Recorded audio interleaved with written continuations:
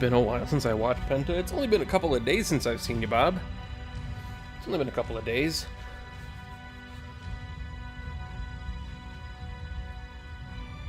How you doing, Bob? And how's everybody doing? Let's pause that, minimize that, because I actually have to keep the audio going on this now. And the reason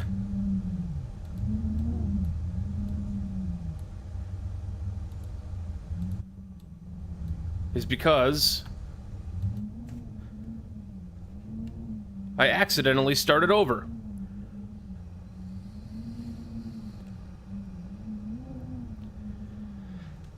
What, Bob?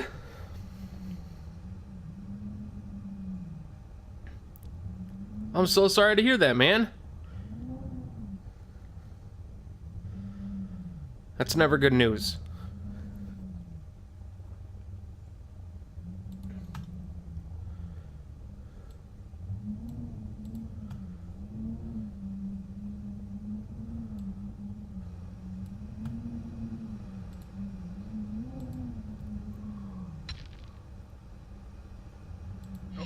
Because I accidentally started over.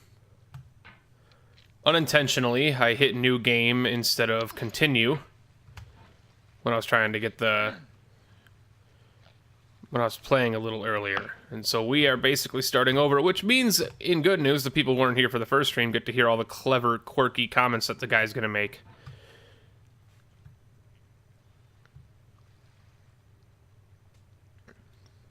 Two people tried to jump me, so I got pissed and beat the living crap out of them. Well, I mean, I don't want to make any comments on that because I disagree with it, but then again, it's unfortunate that you lost the job. There's no feeling more intense than starting over. If you deleted your homework the day before it was due, as I have, or if you left your wallet at home and you have to go back after spending an hour in the commute. If you won some money at the casino and then put all your winnings on red, but it came up black. If you got your best shirt dry cleaned before a wedding and then immediately dropped food on it. If you won an argument with a friend and then later discovered that they just returned to their original view. Starting over is harder than starting up. If you're not ready for that, like if you've already had a bad day, then what you're about to go through might be too much. Feel free to go away and come back. I'll be here. You're the worst. Thanks for coming with me on this trip. I'll understand if you have to take a break at any point. Just find a safe place to stop and quit the game. Don't worry, I'll save your progress, always. Even your mistakes. Thank you, Bennett. This game is a homage to a free game that came out in 2002, titled Sexy Hiking. The author of that game was Jazuo, a mysterious Czech designer who was known at the time as the father of B games. And B games are rough assemblages of found objects. Designers slap them together very quickly and freely, and they're often too rough and unfriendly to gain much of a following. They're built more for the joy of building them than as polished products. In a certain way, Sexy Hiking is the perfect embodiment of a B game. It's built almost entirely out of found and recycled parts, and it's one of the most unusual and unfriendly games of its time. In it, your task is simply to drag yourself up a mountain with a hammer. And that act of climbing, in the digital world or in real life, has certain essential properties that give the game its flavor. No amount of forward progress is guaranteed. Some cliffs are too sheer or too slippery. And the player is constantly, unremittingly in danger of falling and losing everything. Oh, trust me, I know. You put a damn snake in the game. Sexy Hiking, you're standing next to this dead tree that blocks the way to the entire rest of the game. It might take you an hour to get over that tree, and a lot of people never got past it. You prod and you poke at it, exploring the limits of your reach and your strength, trying to find a way up and over. And there's a sense of truth in that lack of compromise. Most obstacles in video game worlds are fake. You can be completely confident in your ability to get through them once you have the correct method or the correct equipment or just by spending enough time. In that sense, every pixelated obstacle in Sexy Hiking is real.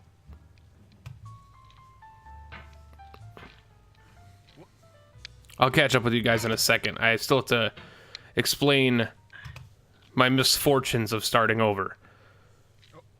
So I was playing off stream since we ended earlier, and was just trying to get back up to the orange.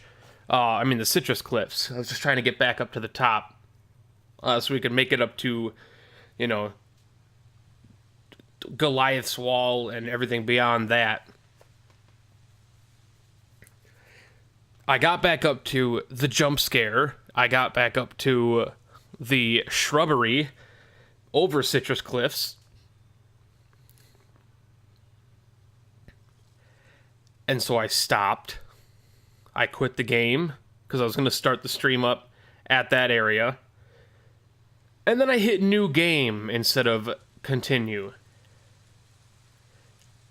And yeah, now we have to redo everything. Which is fine. This game looks weird. It's gonna get a whole lot weirder, Bob. This is we have got about 12 or 13 hours into this. And that makes the game uniquely frustrating. But I'm not sure Jazzuo intended to make a frustrating game. The frustration is just essential to the act of climbing, and it's authentic to the process of building a game about climbing. A funny thing happened to me as I was building this mountain. I'd have an idea for a new obstacle, and I'd build it, test it, and it would usually turn out to be unreasonably hard. But I couldn't bring myself to make it easier.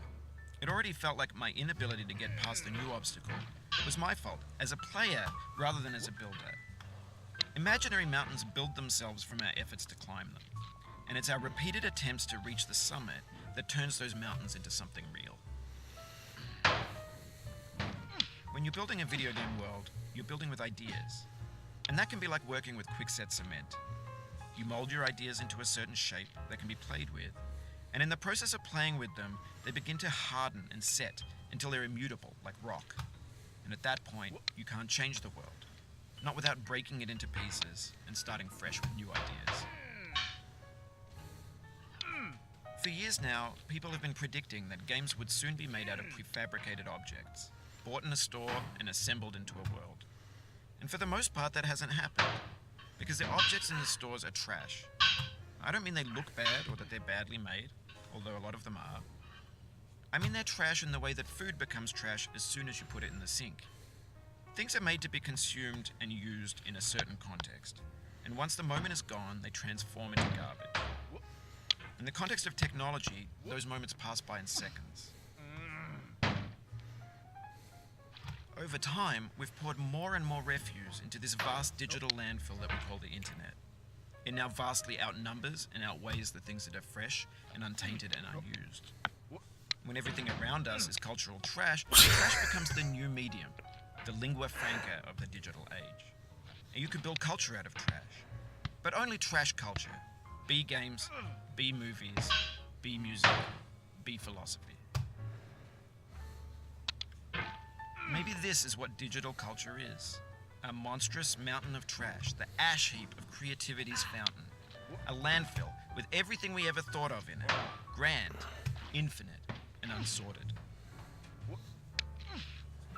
There's 3D models of breakfast, Gen X's fanfic novels, scan magazines, green screen Shia LaBeouf, banned snuff scenes on LiveLeak.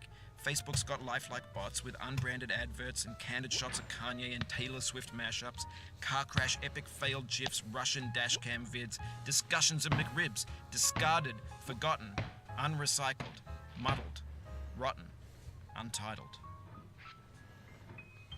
Everything's fresh for about 6 seconds, until some newer thing bans, and we hit refresh.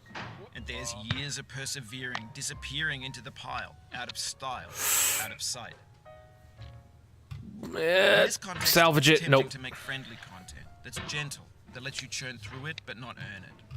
Why make something demanding if it just gets piled up in the landfill, filed in with the bland things? What's this game about, Bob? It's about climbing a mountain. It's about climbing a mountain.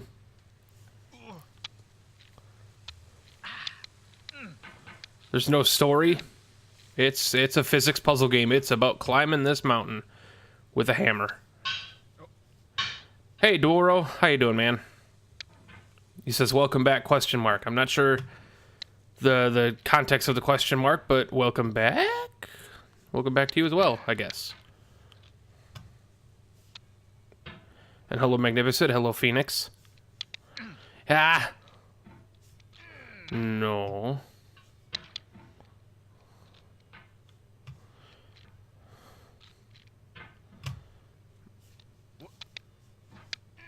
Nope, nope, nope, nope, nope.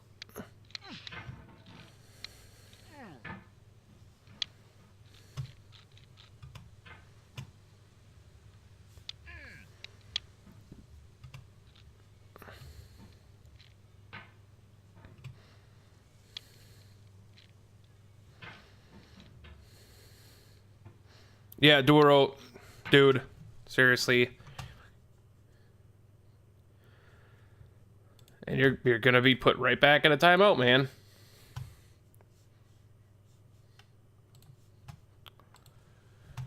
While you're in your timeout, you could still hear me. I'm going to address you to go back down to the rules and read them. Do yourself a favor, lest you be timed out every single time you're in here, or banned every single time you're in here.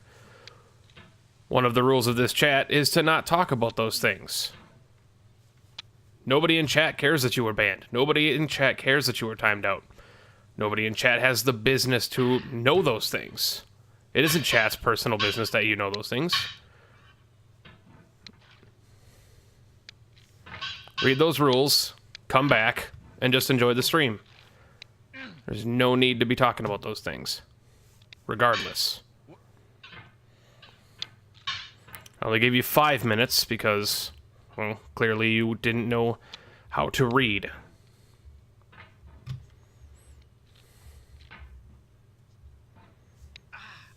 What happened the last time you were in here isn't something that we're focusing on right now. The fact is that you're here now. I don't care. I don't hold grudges. I don't give a shit.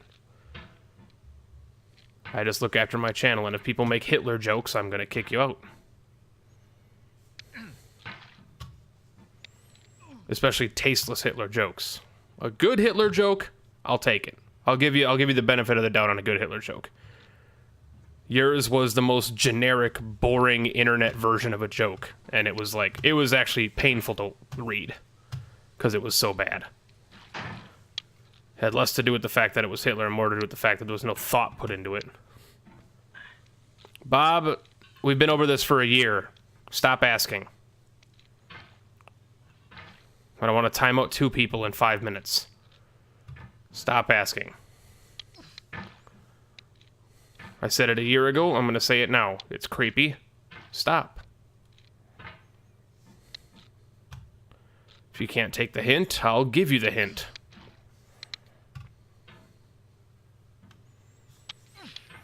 Magnificent, anything can be funny in good context. However, just being like... We're not going to get into it, honestly. We're just not going to get into it. You don't have to find everything funny.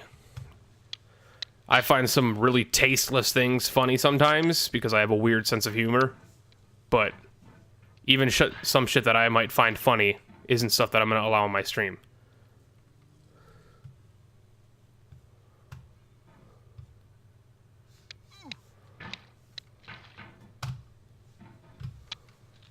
Oh, come on.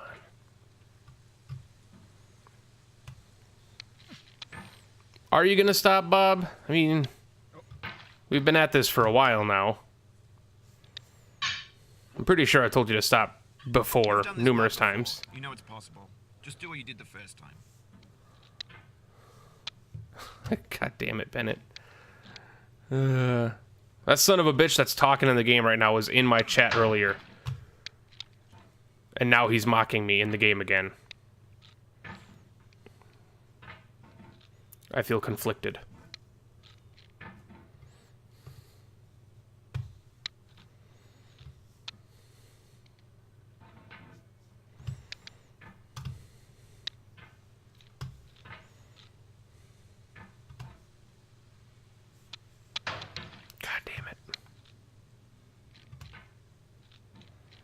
All right, Bob. We will see you then.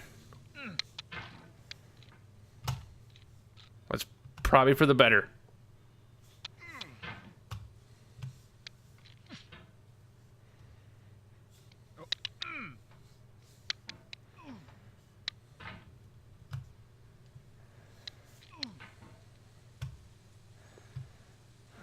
No, no, no, no, no. You stop that right there.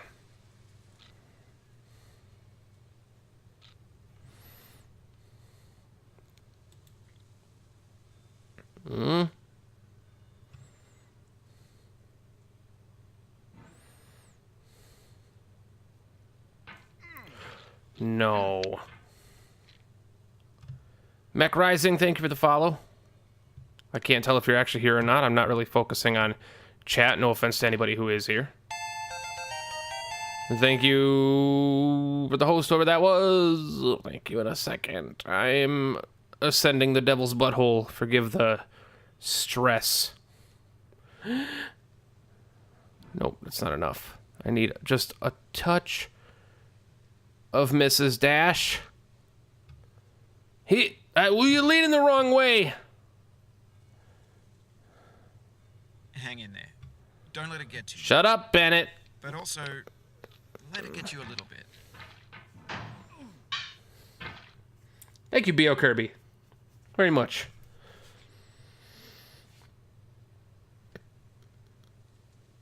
I can't come, but I just wanted to say hi. Have a great stream. All right, Muffet, thank you for popping in and saying hi. It means the world to me. Hope to see you soon. I've got it. He's in the cauldron because it would be too easy for his feet to be dangling and it adds weight.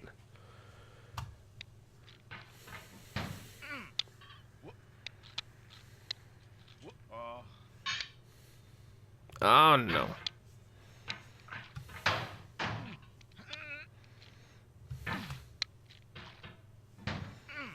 Maybe. I mentioned that earlier in the stream, that I thought the cauldron was there for physics and to be slippery, and because metal has a unique friction to it over flesh. But Bennett did not confirm or deny when he was in here why the cauldron exists. Nor did he answer my question about how far I was through the game, and I think he did that intentionally because he doesn't want to break my heart, because I have a feeling the farthest I've gotten is not even the tip of the iceberg.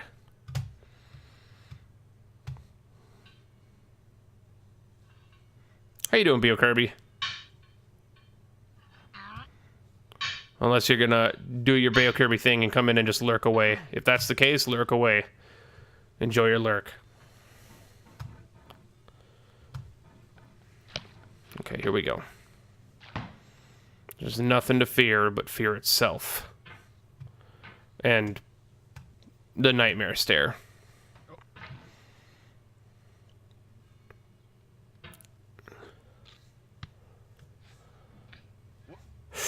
Ooh.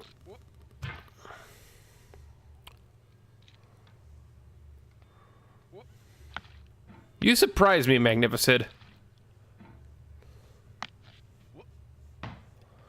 Because after playing this with Vlad last night, you seemed like you didn't have much interest in this game, but now you're like, I'm so excited!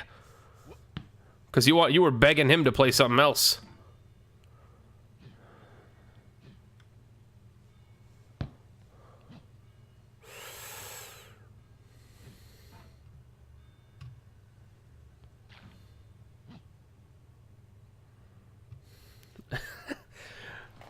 Magnificent or Alexa, I mean, if you want to pimp yourself out, just type !Alexa to give yourself that little bit of pimpage. Feel free. Got Alexa Kid in chat. The man, the myth, the legend himself. Go follow him on Twitch and YouTube. I am aware of the shortcut from the grill, yes. I just don't like that shortcut. Because Boxland is not terrifying at all.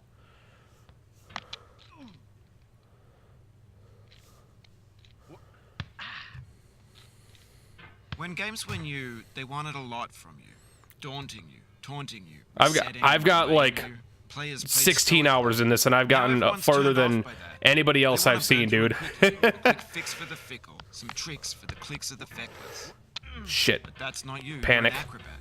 You could swallow a baseball bat. Wait, did you just say I could swallow a baseball bat? That's giggity.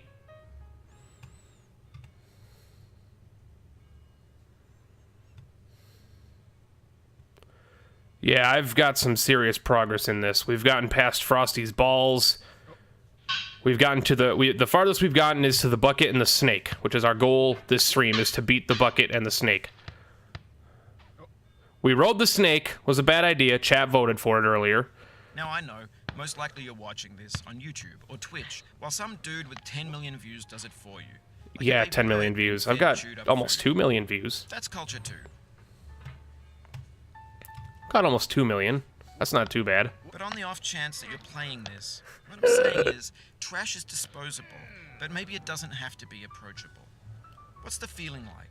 Are you stressed? I guess you don't hate it if you got this far. Feeling frustrated? It's underrated. No, I keep forgetting that painting is there.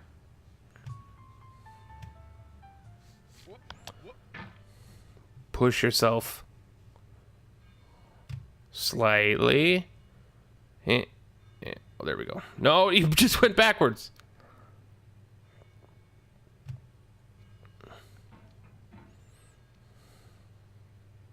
Yeah, I think as far as like a couple of the people in chat earlier said they made it further than I have, including the dev. Bennett was in chat earlier, and of course he's beaten the game himself. But there's only been a couple of people I've heard that have gotten as far as I did, and I've already found a couple of speed hacks myself. The one that Bennett himself didn't even know was there, up on the anvil. Sweet, juicy fruit locked inside a bitter peel. That's not how I Wham. feel about a challenge. I only want the bitterness. It's coffee. It's grapefruit. It's licorice. Wham.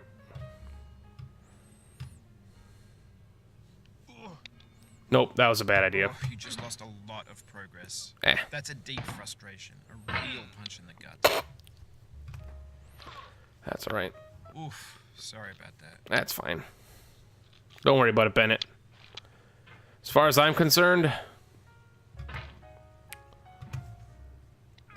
I've got my pride in this game already. I've figured out a shortcut that and named it myself. That is the Penta's cleavage. That is no one else's shortcut but mine. The dev didn't know it was there, so my pride is already succinct with this game. After 15 hours of pure endorphins.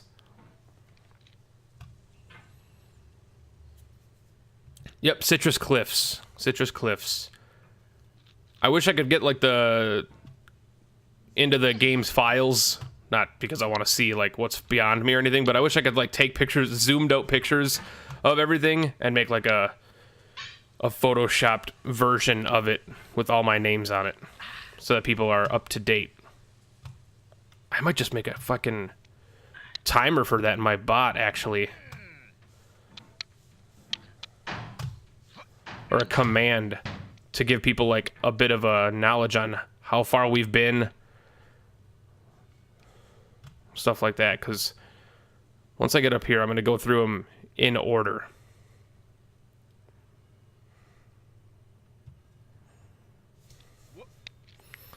So we've got Orville, we've got Outhouse House, we've got Drainage Pipe, we have Barrowland, we have Trash Canyon, we have Girdersville, we have the Devil's Butthole, we are now in Construction Land, or Construction Zone, depending on which one you want to call it. If you're comfortable with zones, call it zone. If you're comfortable with land, call it land. It's fine. It doesn't judge. It's just a bunch of girders and stuff. It doesn't judge. Then we've got Shimmy. It's just literally called Shimmy. We've got Shimmy. Over here we've got Beachland. Beyond Beachland, which also includes the grill, we have the Beach Gap, which is down there. The Beach Gap is the first boss. Or is the girder the first boss? I don't remember. I know that that's definitely a boss. The Beach Gap is a boss. Here we've got the Trash Wall. Child Slide. The reason I call it Child Slide is because that dickhead up there lies to you because you think you can grab onto him. Over here is Cardboard Land. Also known as Box Land, depending on who you ask. Beyond this, we have the Nightmare Stairs. Beyond the Nightmare Stairs, we have the Houseware Land, which is where all the couches and paintings and chairs and stuff are. Houseware Land. Beyond that is the Citrus Cliffs. Beyond that is Goliath's Wall, which is the gargoyle. The kid is a lie, in fact. Beyond Goliath's Wall is Jump Scare 1, which I did figure out shows up if you quit and reload the game. So it's going to be here again. So once we get up to that point, I'll give you guys a brief pause to turn your volume down, or I'll turn the volume down in-game, because the jump scares are very loud. Beyond the jump scare is Shrubbery. Beyond Shrubbery is Fort. Beyond Fort is Magic Hat. Or no, it's Frosty's Hat, excuse me. Frosty's Hat. Beyond Frosty's Hat is the Anvil and Penta's Cleavage. Penta's Cleavage then goes up to Frosty's Balls and the extra cauldrons, the missing cauldrons, I'm not sure. All I know is those cauldrons have caused me deep concern, because this game is much deeper than I thought it is with the lore. Because I saw those cauldrons, and I've been thinking about them since. Beyond the telephone booth and Frosty's Balls, well, you have to hop across Frosty's Balls doing some clever platforming.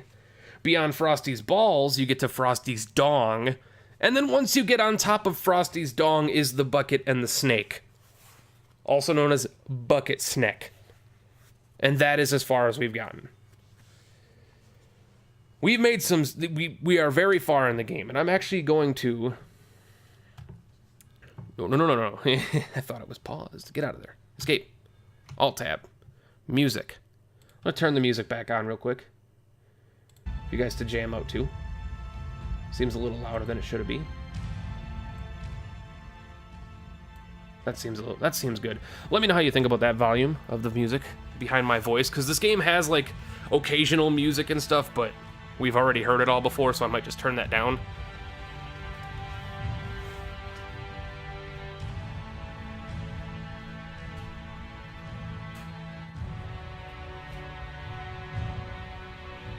Then I'm going to turn my fan on, because it's actually 85 billion degrees in here.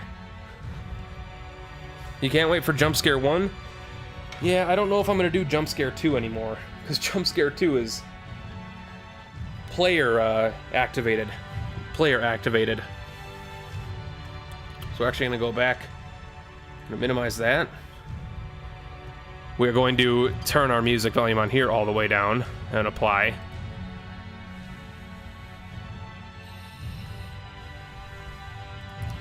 Oh, balls. Keep on trying. Don't let it get to you. I knew that was going to happen when I re-entered the game. You laughed? Are you talking about the snake? Yeah, the jump scare. Oh yeah, the jump scare when I went back up to the present. That present was an asshole. It just fell there. I was going to go back up and check it. You knew I had to.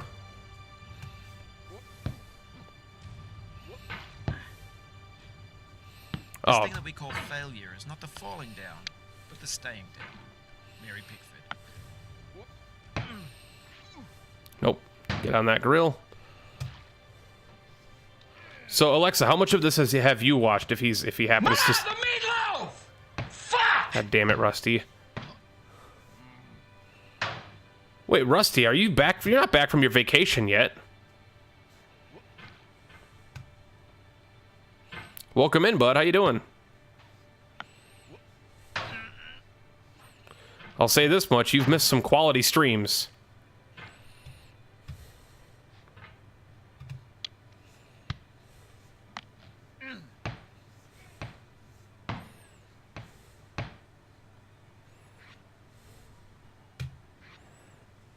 You are back. Nice.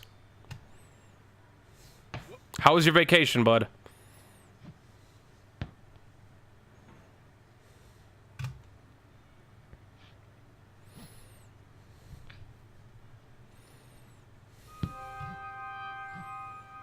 I seem to be one of the only people playing it, too. Not to sound like braggadocious or anything. Alright.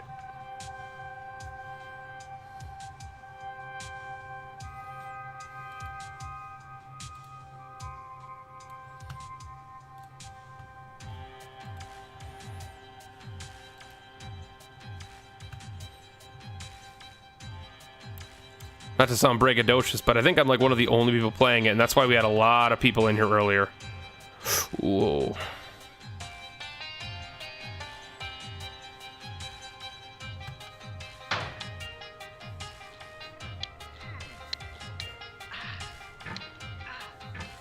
Nope, I panicked.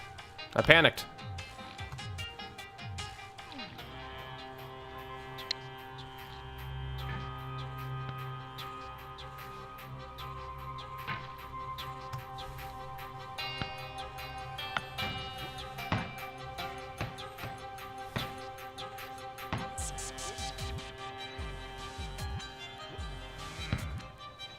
Oh, there's plenty of clips. Thanks to Godbirdie, Magnificent, Marinus, Raider Nation was on fire with the clips earlier.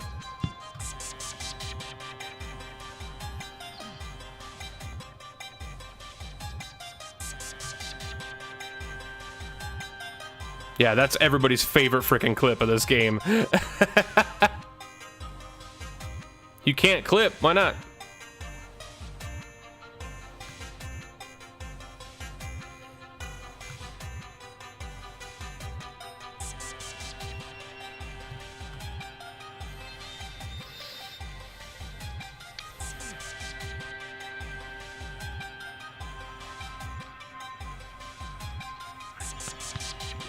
Oh, no! Fuck. Rusty, we miss you too, man. No, that's a bad jump. That's also a very bad jump.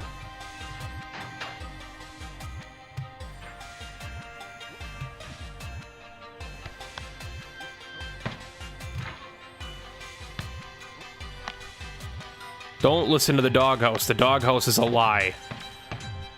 There's a lot of liars in Trash Wall and Child Slide. But you gotta remember to keep your... If you ever fall off of the slide and you slide down, always extend your hammer out to the right. Always extend it out to the right. Otherwise, you're gonna fall forever. Beach Gap does not take prisoners. It just kills everybody.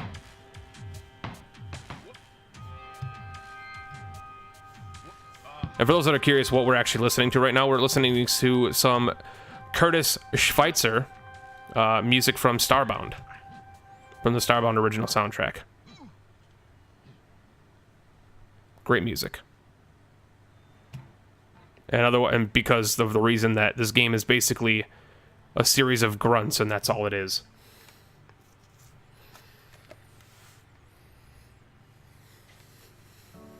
And I am incredibly sweaty already. Oh, this is the main theme of the game, man. I love it.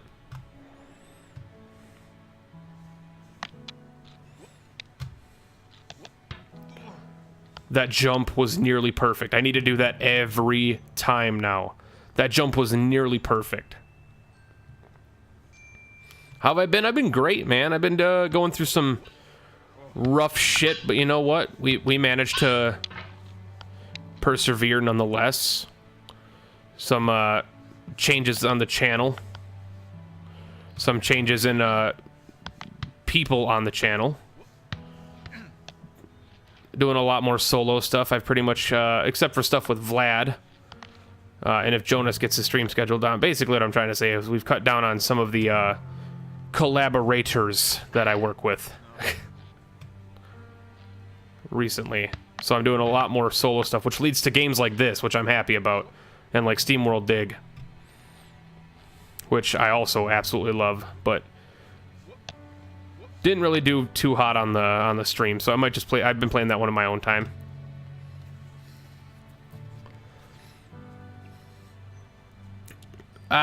Changes. I don't really want to get into it, man. To be honest. Not something I want to talk about on stream. Just less work with some other people. Distancing.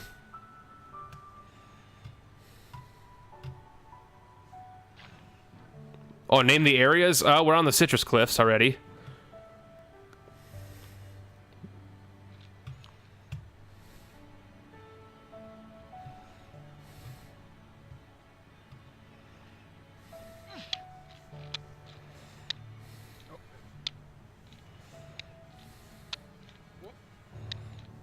There we go. Now we're up on Goliath's wall.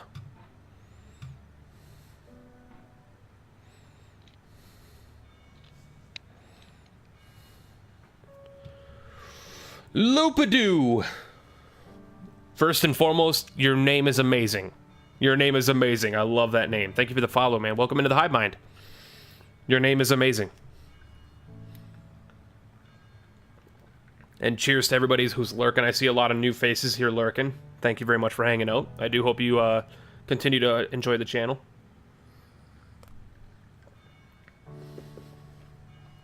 I'm sure a lot of you are here for this game. Wouldn't surprise me. This game is getting a little bit of attention. Ooh, that was bad. That was bad. That was real stupid. I don't know what happened to my brain right there.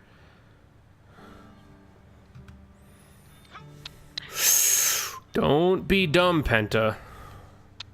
No, don't be dumb, Penta. No rainbow, had the eyes, no tears. John Vance Cheney.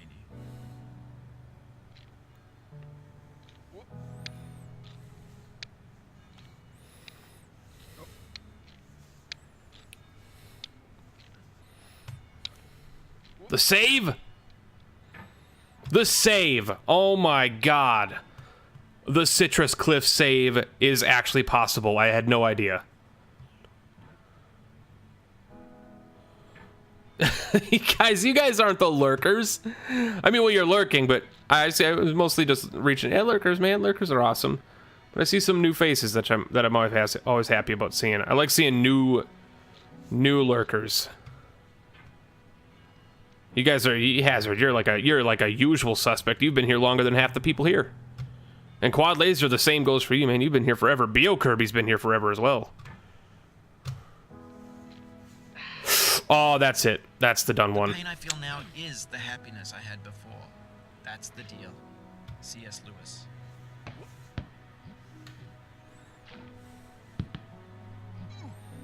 That's all right.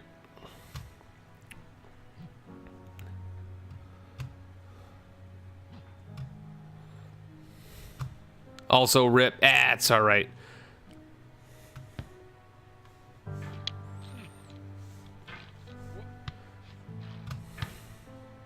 We've still only ever made it past the Citrus Cliffs. Well, I mean, I have 3 times, but on stream twice. So I don't think we're gonna master it quite yet.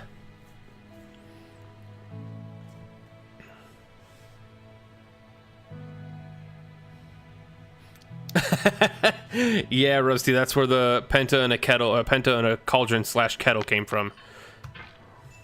This has been my stream game for the last day and a half. Over everything else. It's prioritized my stream time. Ooh, because I want to get to the top. And I've heard nightmares from the dev himself. And one of the playtesters.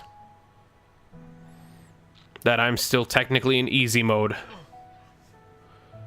That, like, Frosty's balls, I guess, is, like, where it, like, actually pretty much lining up with where we ended up getting. Bucket's Neck apparently is, like, zone 2 of difficulty.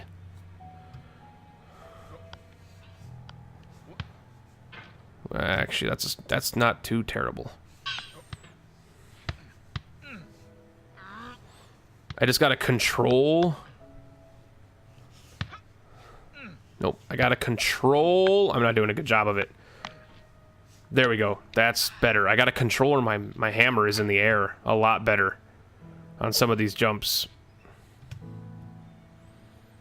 How's the game been going? It's been addicting like nothing else.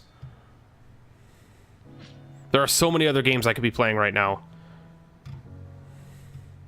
I could be playing SteamWorld Dig right now. I could be playing Divinity right now. I haven't played Divinity in 3 days because of this game. Well, 2 days because of this game. Today or yesterday. Oh, don't do it. Don't do it. Don't do it, Gravity. And it looks easy. I'm sure it looks easy. Let me assure you it's not. I've just got some practice. There we go.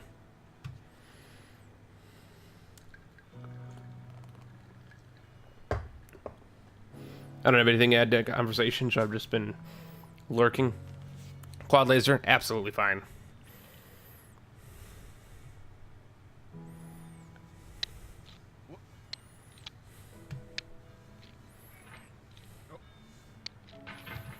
That might have been one of my best attempts at getting up the citrus cliffs, though, right there. Maybe these aren't so scary to begin with. It's real interesting how this game teaches you. Because I used to be so scared of the citrus cliffs. Remember how scared I was of the citrus cliffs recently? Within, like, the past, like, 10 hours of the game? Man. And now, after getting to where we were, after getting up to Frosty's balls and Penta's cleavage and stuff like that, learning the mechanics of the hammer and how to pull yourself and vault and get that long launch, dude, Citrus Cliffs isn't shit anymore, man. You just got to keep yourself in check.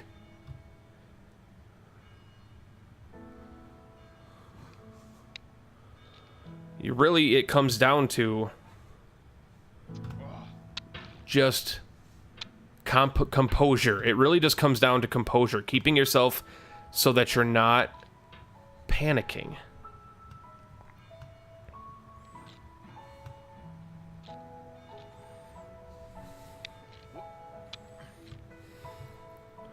What is Penta's cleavage? Oh yeah, jump scare time. Turn your volume down. Turn your volume down. No joke. No joke. Take your headphones out, take your earphones out, turn your volume down. You got about 10 seconds. I will hold my position. There's a nasty, loud jump scare here. It's not even a jump scare, it's just really loud. I warned you. You have time. Okay. I've turned my volume down.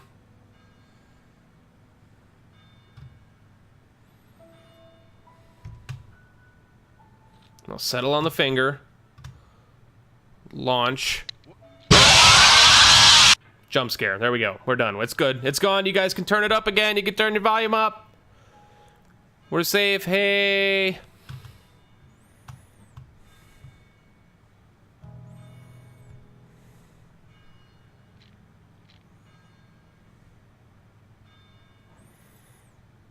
Does a disservice to the beautiful Starbound music that's playing right now.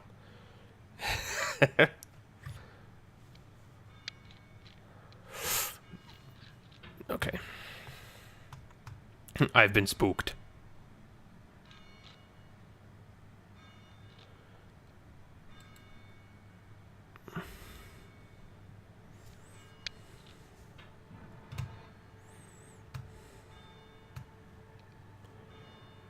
So on stream, this is only the second time we've been up here. I made it up here once by myself before I said it's a new game. You could have refused, but you didn't. There was something in you that was hidden, that chose to continue. Those were bats flying out of the bell tower, Rusty. They were bats flying out of the bell tower. With a really loud, like, spooky scream. And it happens again, but I'll warn you guys when it happens again. But we've just ascended past the bell tower. We passed it past the thumbs up finger and Goliath's face, or Goliath's wall. And now we've passed the bell tower. This is the shrubbery and the keep.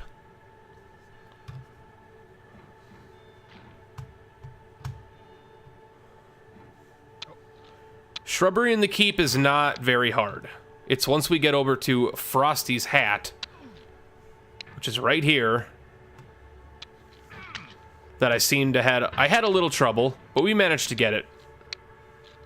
And then we're going to be coming up on Penta's cleavage here shortly.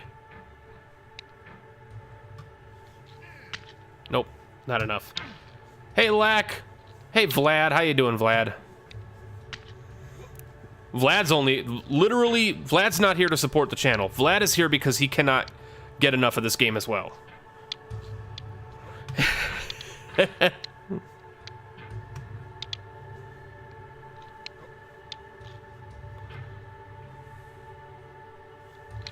Nope, that was not a good launch.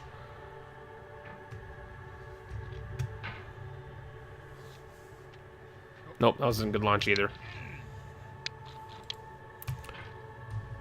There's one area here that I can land on that keeps me somewhat straight. I think it's up here.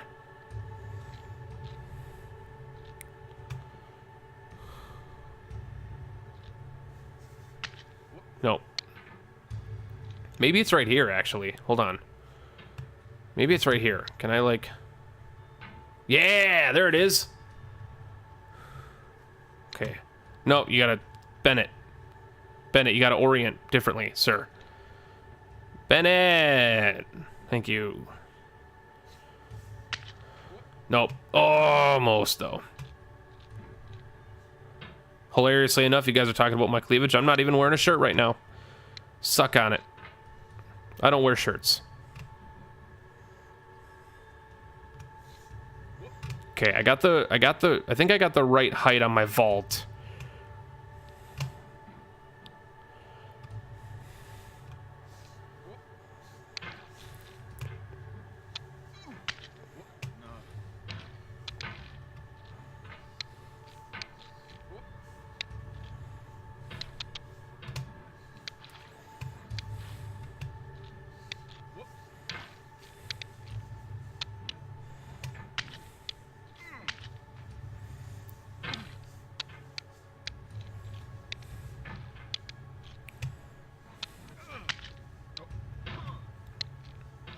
This is mouse only, yep.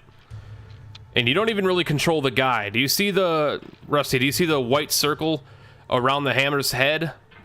That is what I control. I control the orientation of the hammer head. Pretty much, I'm the hammer. The guy is just there for weight. But yeah, it's mouse only based on swinging. A lot of people asked why he's in a cauldron, dude. We've had plenty of people pop in, whether they were new or old recently, asking, why is he in a cauldron? And it's like, we don't know. I think a better question is, why is he in a cauldron? Why is there water also in the cauldron?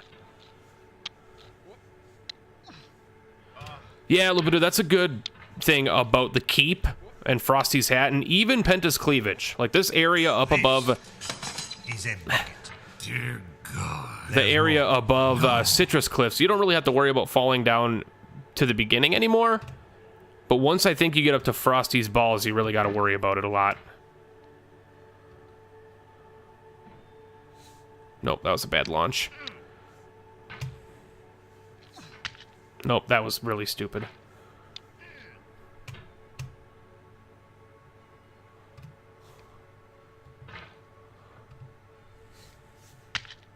Nope.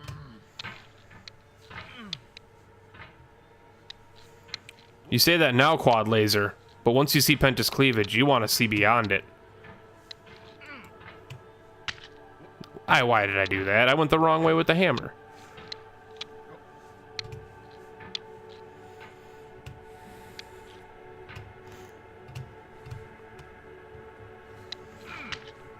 Man, this was actually easier the first time, I think.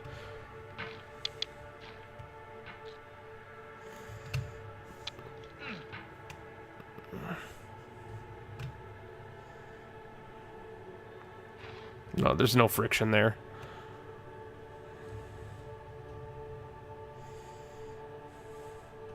For science. That was good science, though.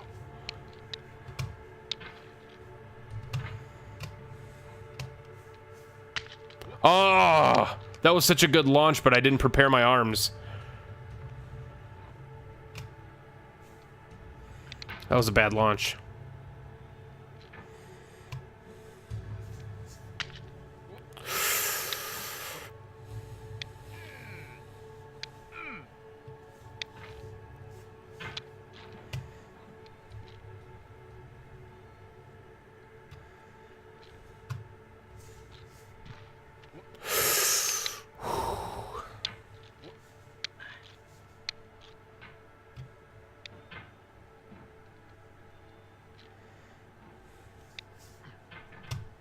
If I launch from up here. Oh, wait a second. Nope, never mind.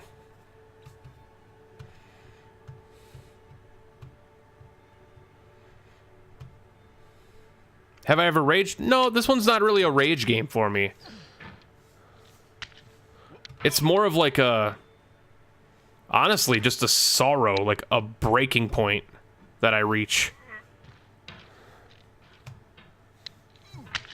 I think this game I'm immune to raging at because I find it so invigorating. Nope, that was poor decision making. This was easier last time, trust me. People who were here for our first venture into Frosty's balls and the bucket snack can attest to that. The Frosty's hat area did not cause me this much trouble last time.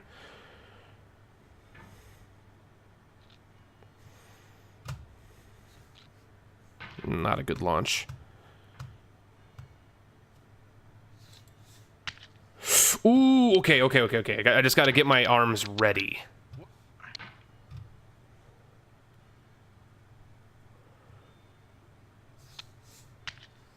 Okay. I think you have to go fast on... Oh my god, you see the height that I got there?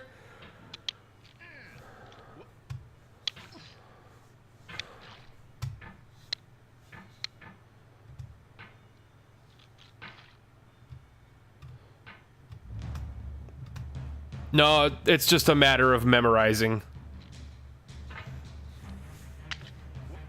Shit. What epic music for this, though.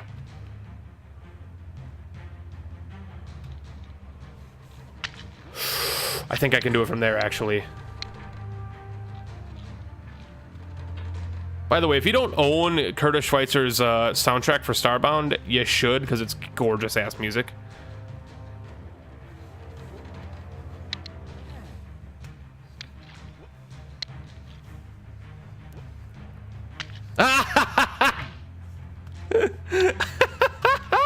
Get out of here.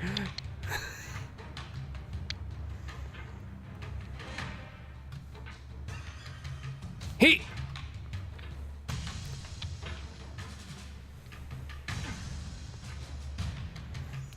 Suplex. Wait. I wanna body slam it. Hold on. Hey. Body slam. Huh. Oh, I missed. Hit.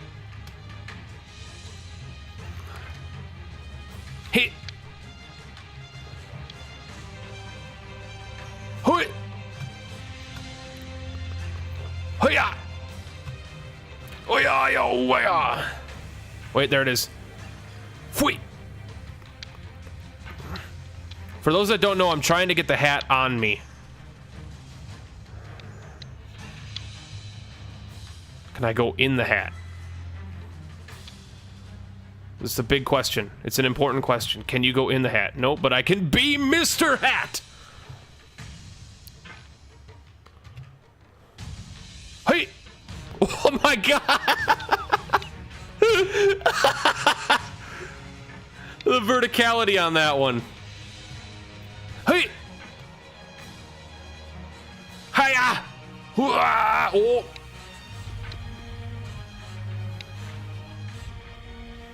Hey! Wait. Oh yeah!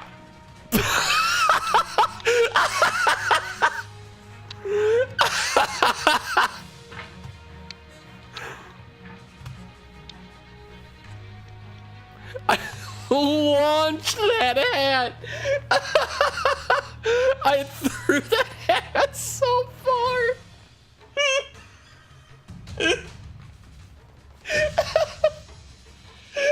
Fucking whipped it.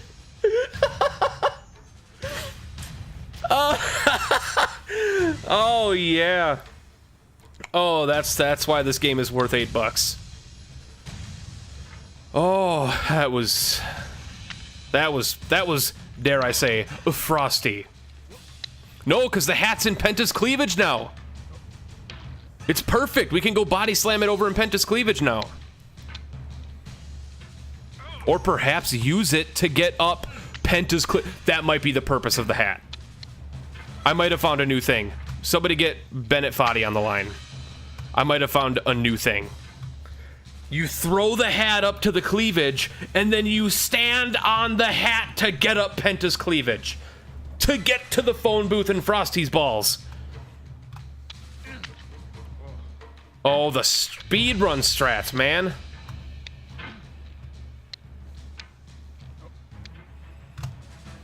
And yes, the music is helping quite a bit.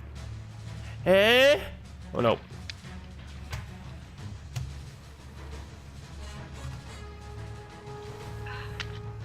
There we go. There we go. Hat? Hat! Hat, old buddy! Oh, dear God. Wait! No!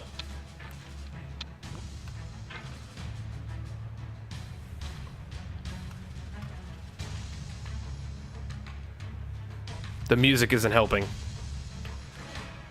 Eh?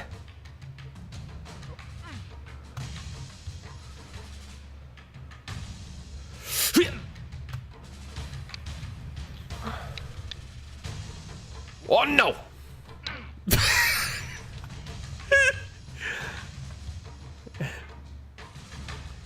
No. Stay on the other side. Stay here.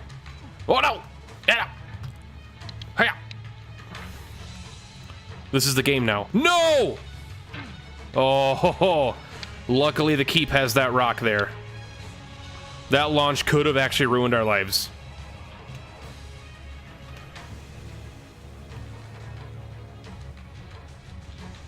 He.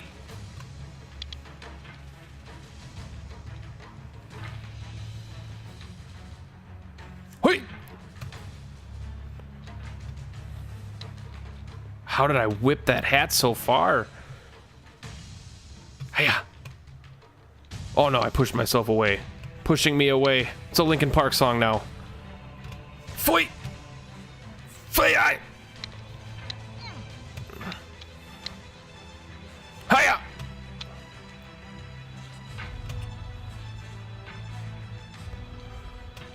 There it is. There it is. That's the one.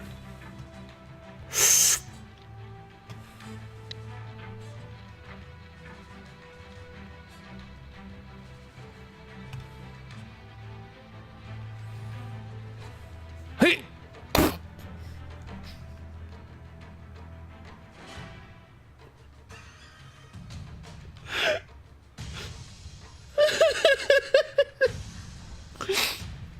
Oops. Goodbye, Frosty's hat.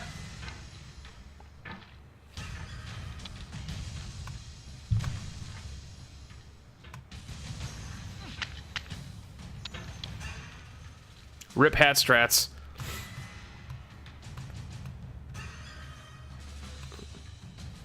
Hey, Saru, how you doing?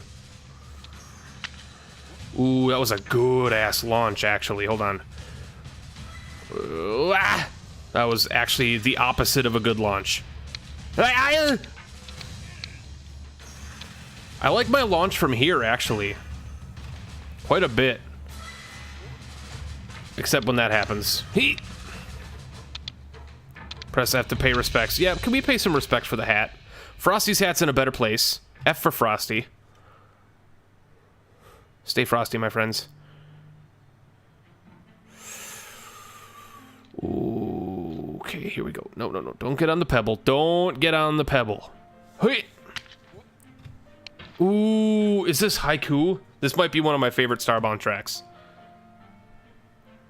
This is like a vanilla Starbound right here. Nothing like exploring your first planet.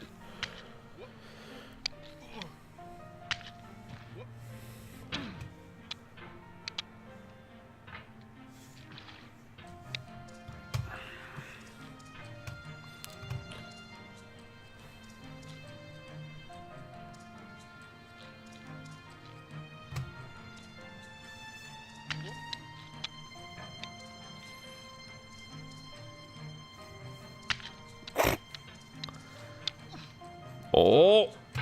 This is a bucket. Indeed. God. There's more.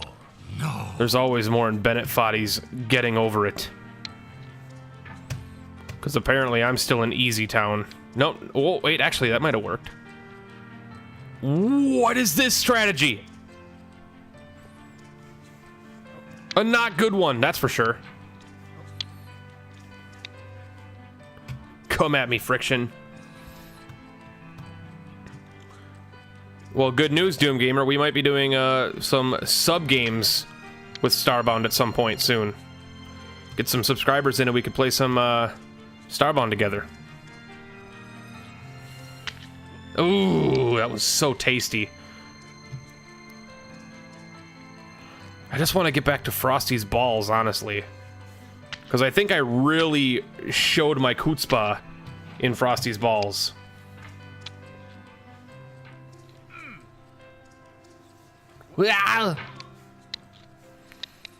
I think the first sub game that's going to happen first is Stormy, I believe Delta. Minu said he was in. I think Rusty said he was in. And then Vlad said if he could find a time for the scheduling, he would be in. But we're going to do a Castle Crashers. Which would be fun for me, because I haven't played Castle Crashers in like 5 years. And the last time I played it was with my nephew. And he was 6, so we only got like through the 3rd level. Yeah, Master Stormy.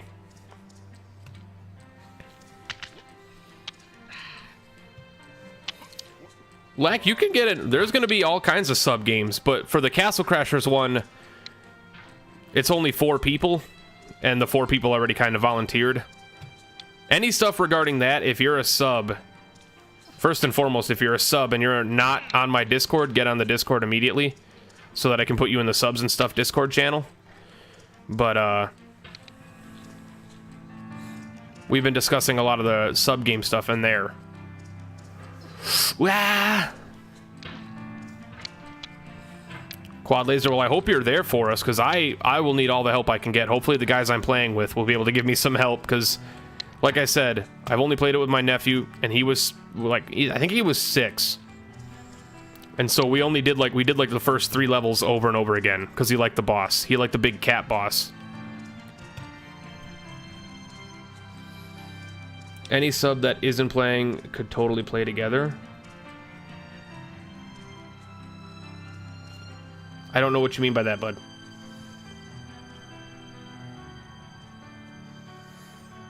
The Castle Crashers one, we might have a full team already, though.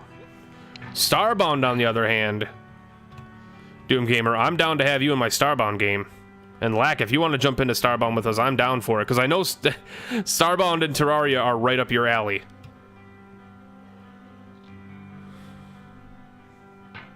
I called Purple Knight.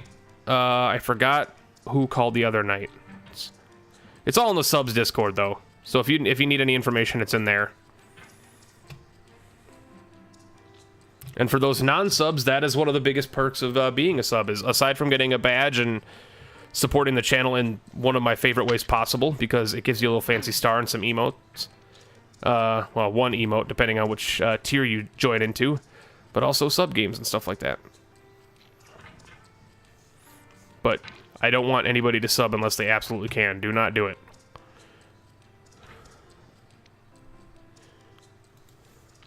I will make it up here.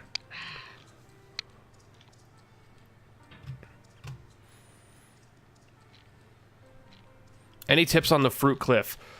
Citrus cliffs, yeah. My biggest tip for getting up there is you want to rest yourself, like, imagine that you're at the end table. First and foremost, welcome in, Drew. You're on the table. You want to get as far on the left of the table as possible without tipping.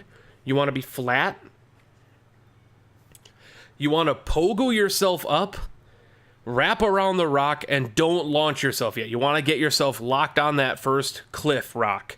And then you want to launch yourself around it, doing a full swing. You want to swing all the way to the right.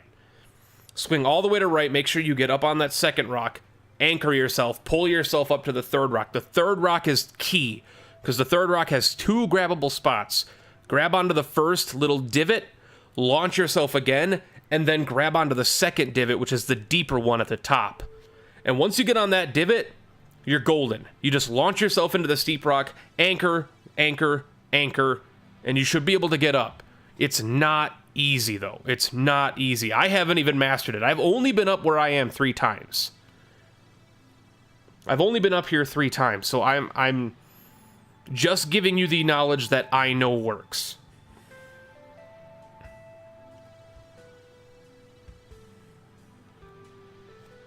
That's the only thing that I can give you for solid advice, really. As far as after the citrus cliffs, I think I'm pretty much solid.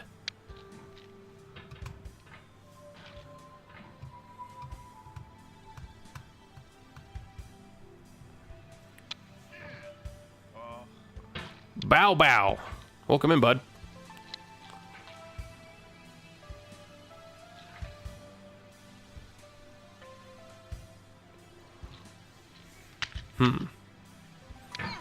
Man, this cliff was very easy the first time, somewhat easy the second time, and now it's like a nightmare.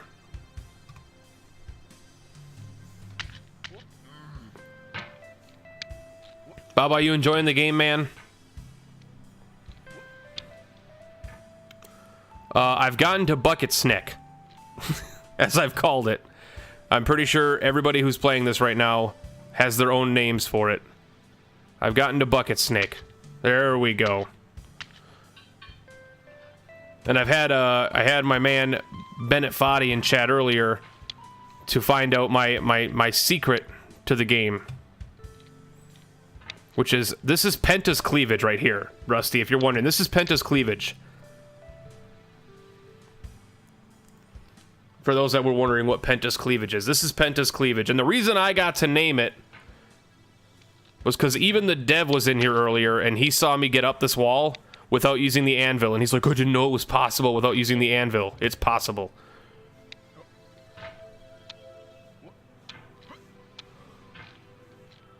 Gotta anchor yourself on this rock, and then launch yourself off that second cliff. After a while, there's gonna be a present that falls to the left, behind the anchor, or behind the anvil. That's the second jump scare. If you approach that, bats fly out. It scares everybody. Yeah, I really wish somebody would have clipped the no anvil strats, because this is Penta's cleavage. Where's that present? I know it's gonna fall. Yeah, dude, BFOD seemed like he was mighty pleased with me getting past it with the no anvil, because I thought the anvil was, honestly, I thought the anvil was a red herring. I looked at it and I said, there's no way to get up there without the with the anvil. These cliffs right here have to be the way up. Almost did it there.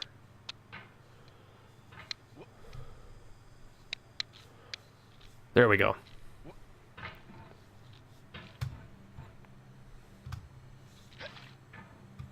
That's what you want right there. Then you want to anchor in here. Nope, that's bad. That's bad. That's not good. Please remind me of the present. I won't go near the present unless it falls. It hasn't fallen yet. I'm not sure what triggers it.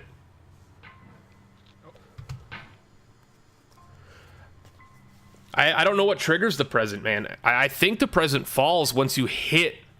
Honestly, the present didn't fall until I hit Frosty's snowballs. Or Frosty's balls, rather. Almost. That's good news that you beat it, though, Baba. That's awesome. Am I pronouncing your name right? Out of curiosity. Oh, so close. This cliff is what actually taught me the proper launching techniques for myself. This cliff right here, Penta's cleavage, was the cliff that got me to be able to get through, like, Boxland and stuff, and, like, the citrus cliffs with, like, zero effort. How far are we off of the new stuff to me? Well, right above where we are is the columns, the fallen cauldrons, and the telephone booth. To the left over here, I can maybe show you. To the left over here, above Anvil, is Frosty and Frosty's balls. You can barely see him up in the top left corner there. Frosty's balls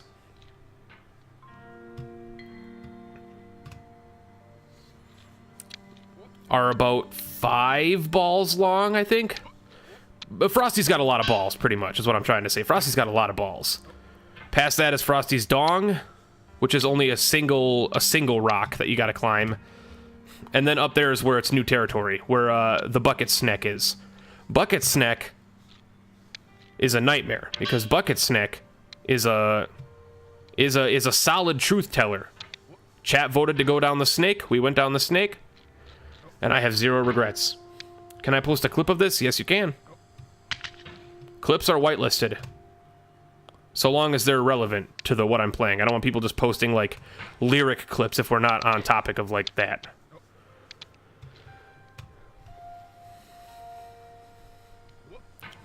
I mean, you have to in this game. You really do have to, like, forge your own path in this game, because there's no, like, guidelines. It's just a hammer and, like, rocks. And you have to kind of, like... No, I'm just playing badly. You have to kind of... See, like, I still don't understand how you can get up there with the anvil. It doesn't make sense to me.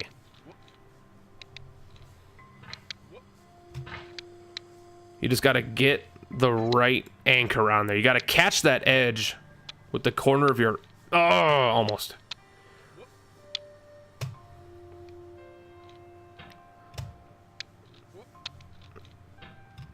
You was stuck on Bucket Snake for a while. I'm sure I will be. But at least there's, like... From what I understand, no immediate danger of falling up there. Probably. I mean, there probably is.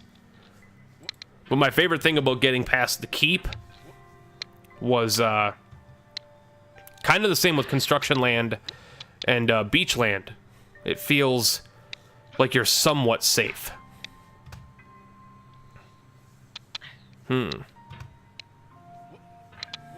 Damn.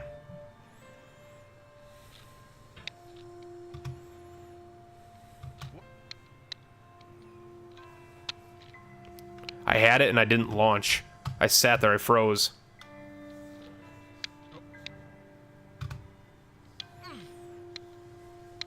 Probably could get it on that edge as well, that third edge. You might be able to get it from there as well. But then you risk being too far into the cliff, possibly.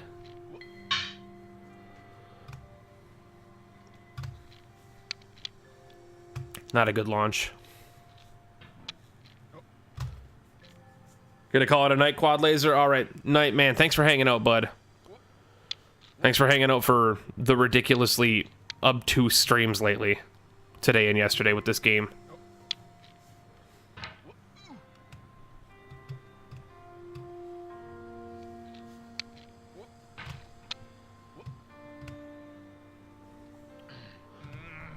Wait a second. Monka S.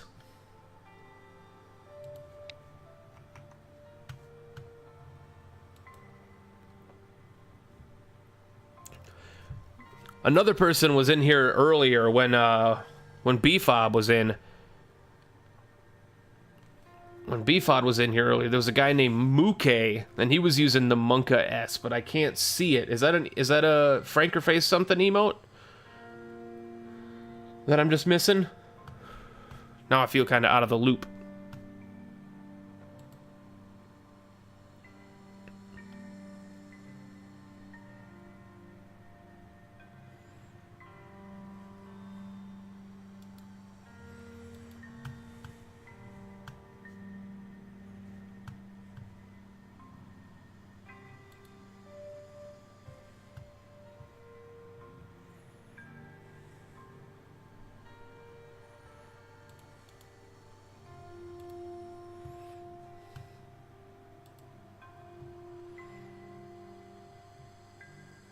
Oh, BTTV enabled in a lot of channels. Yeah, I pretty much just use the ones that I've got.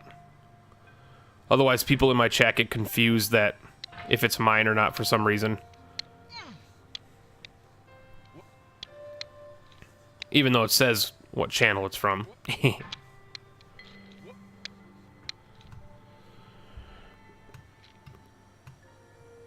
Hey, Axe Pick. How you doing? Welcome in. Ooh. Ooh. Oh, yeah, there we go. That felt tasty. That felt super tasty. Now, this is a curious position to be in. I'm going to have to move myself a little bit over to get my axe in here. Not my axe. Get my hammer in there. Nope.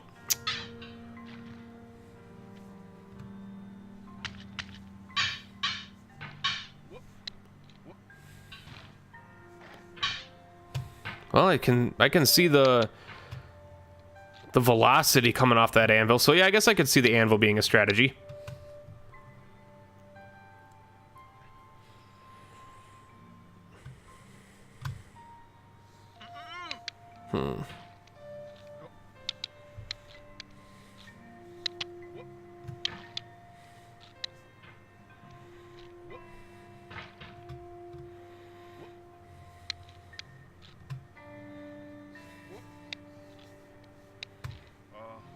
I might not even have to wedge myself in this pebble down here.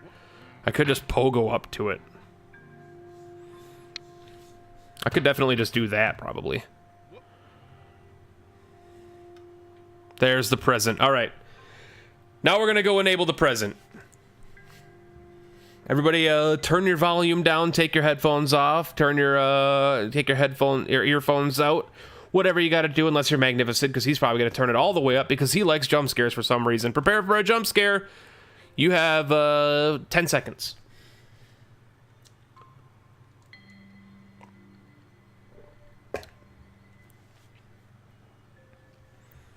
Five, 4, 3, 2, 1.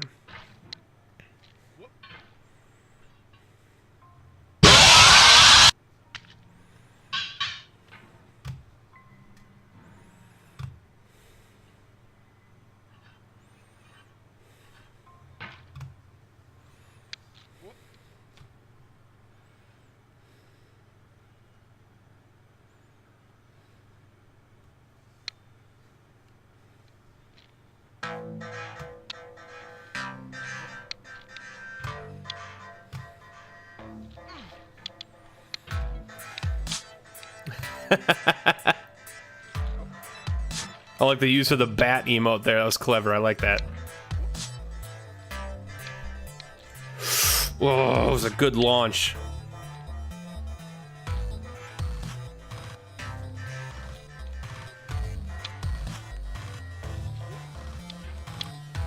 That's a good launch, too.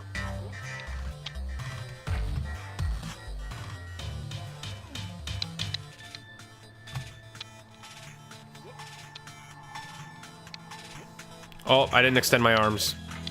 That was actually my fault.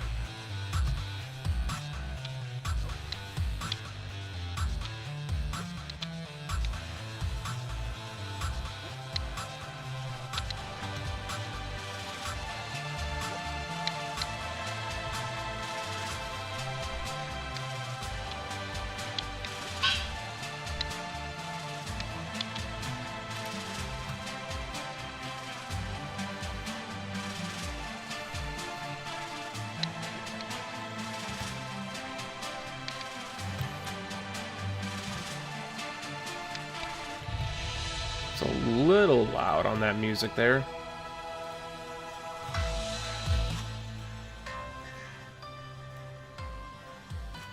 No, I don't think we have a clip of me finding the present out for the first time. I wasn't expecting it to be a jump scare either, but I should have.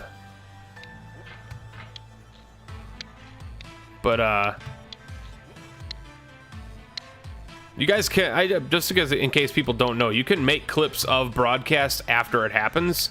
You just have to go to the actual VOD. So if you hit on past broadcasts or videos on my channel page, you can actually click on the stream as it's recording, go to that exact moment, and then hit the clip button still. It's a great tool for people who are like, oh, I wanted to clip that, but it was too late. I fell off the first slide there. There, oh!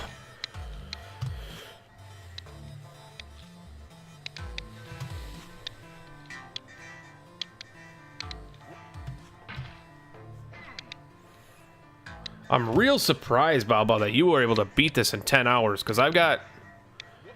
Just out of a... Okay, because Mr. Bennett did not feel like answering my question when he was in chat, I think for the sake of keeping me blind, I asked him how far the bucket snake was through the game. He didn't answer, and so I'm thinking it's not even that far. And deep down in my heart, I'm hoping it's not very far. So if you have a like percentage dial, how far would you say I am through the game at the bucket snake? Percentage wise. I don't want to know like how many areas or anything like that. Just like, is bucket snake 60% through the game? Is it 20% through the game? Is it 80? It's 80% through the game. Okay. Okay, that seems fair enough.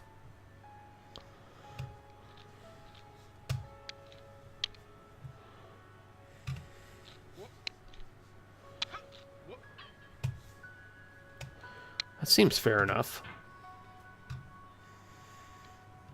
So then that would put what would that put? That would put the Citrus Cliffs at like 50? Or to put the Citrus Cliffs at like 60%. Because if you can't tell, I think of this game in a matter of zones, like levels, and I've named certain things bosses. For instance, the first boss of the game is the Devil's Butthole.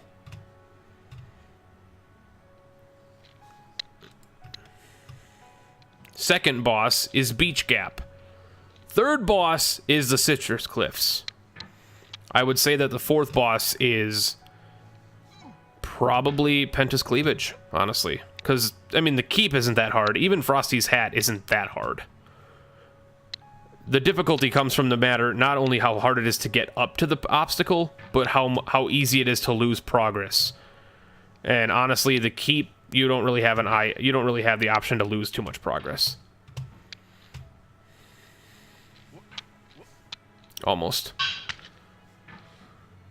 Here you do have an option to fall back down to Frosty's Hat. Good night, Lack. Thanks for hanging out, bud, as always. I hope we end up figuring out if you want to play Starbound with us or not. I know you probably will.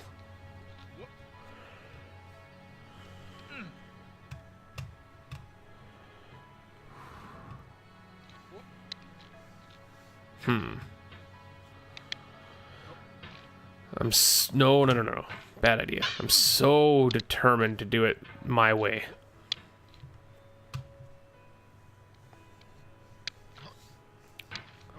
When you get it right, you get it right. You can't afford to do what I just did there. What if I sit? Oh. That's not gonna work though. No, that's not gonna work. What if I sit myself up on the rock?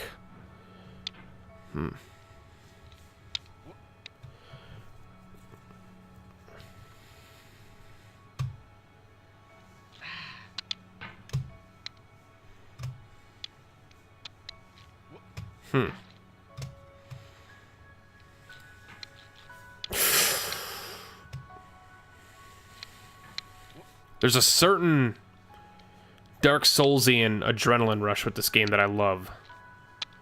The game has nothing to do with Dark Souls, so don't get that idea in your head. Some of the world design, Dark Souls 2. But there's that rush of being face to face with some sort of obstacle, be it a boss, a puzzle, something. And being able to overcome that due to skill, learning, luck, whatever it has to be. And I feed off of that.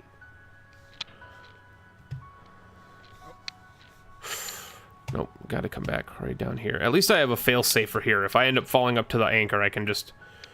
Or the anvil, I can just push myself back into position.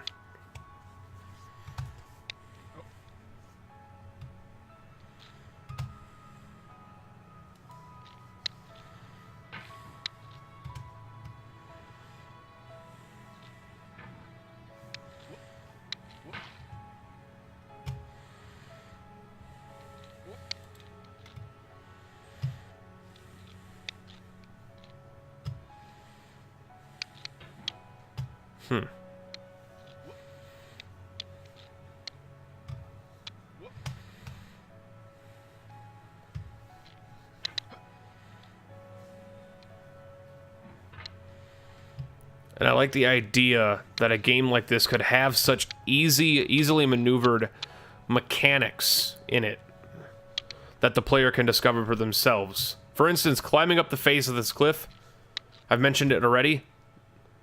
The guy that made the game didn't even think you could do it. I love that. I love that that's in there. That's an idea here, that he was like, I didn't even think you could do that. Oh, you could climb up to the freaking telephone booth without using the anvil. He's like, yeah, because I didn't think I could use the anvil. I love that. And that's kind of like Dark Souls, where you gotta, depending on your build, obviously, you gotta kind of find your own method of beating certain bosses, whether it's to dodge or use your shield or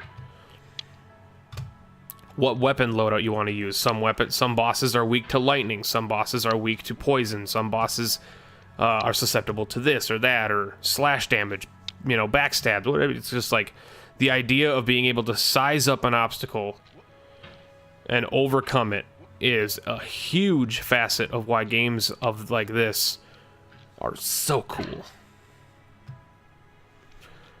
It also doesn't help that it gives my left arm definitely some rest from like holding a controller or using a mouse and keyboard.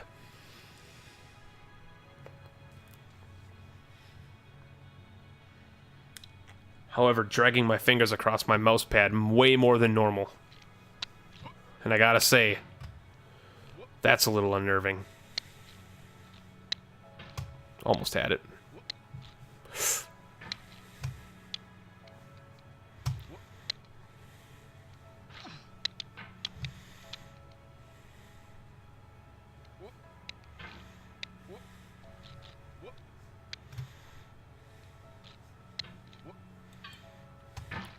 You know what, let's...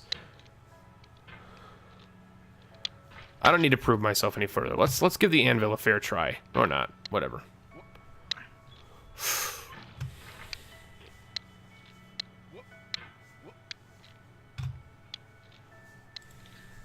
Oh.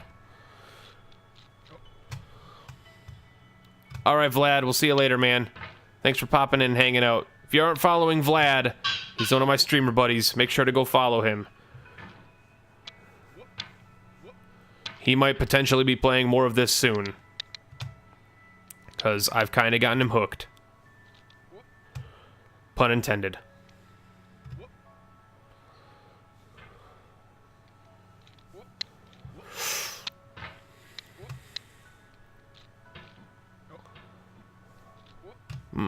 That was kind of nasty.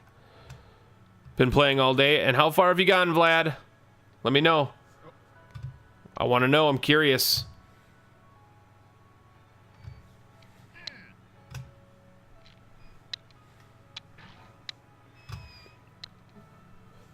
This game has such a weird community already. They're like, how far have you gotten? How far have you gotten? Oh my god, I've gotten there too. It's such evil, but you want to know a secret? Blah, blah, blah, blah, blah.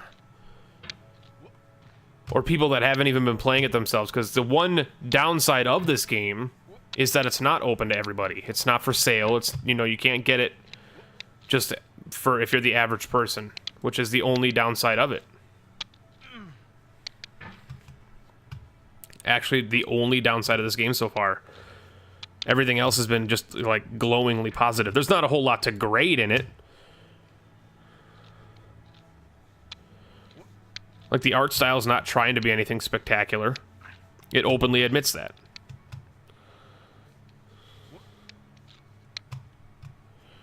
You can get it in the Humble Trove, that's true, but don't you have to wait until next month for that to be available anyway? Because you have to wait for the next bundle to be activated? Because yet, doesn't the Trove unlock on your first bundle, or your first monthly? Or am I misinformed?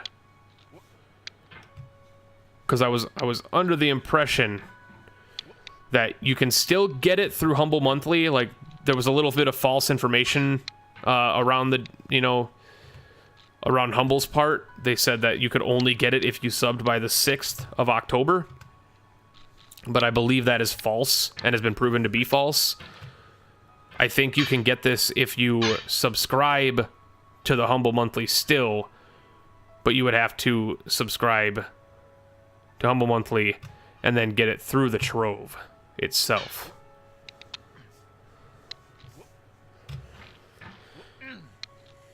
Man. Which is one of the many things that I'm mad at Humble about right now. Is that they're being so cryptic with some of this stuff. They're doing too much, honestly. We don't need Humble Trove, Humble Originals, Humble Bundle, Humble Monthly, Humble Weekly. We don't need all that. Just, I love that you're doing it for charity, but you're doing too much. You're confusing people. You're confusing potential customers.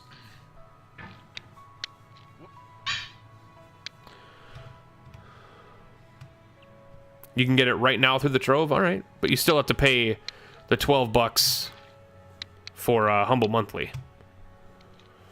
Because the Trove is only accessible to Humble Monthly and Humble Partners. So if you go to Humble right now, if somebody wants to post that link, I can try and find that link to the Humble Monthly Trove. So if you go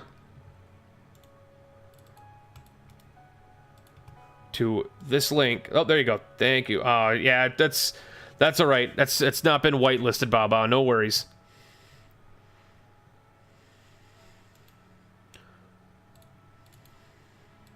Thank you, Magnificent, and my bad for not mentioning that, Bao. Yeah, links are not all whitelisted. Some of them are. I should probably put Humble Bundle on the whitelist, now that I mention it, because I do a lot of Humble Bundle stuff. I'll do that in my off time, because that is a smart idea. I've got clips for Twitch whitelisted, and I've also got, oh no. I've also got, like, Twitch itself, YouTube, stuff like that, whitelisted. But I should have Humble, anything with www.humble whitelisted as well.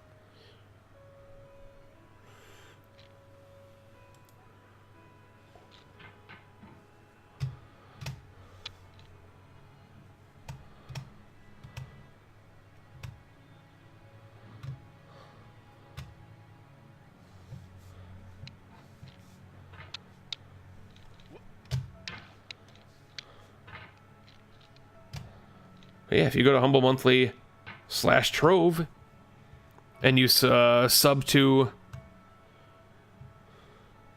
yeah, just a purge.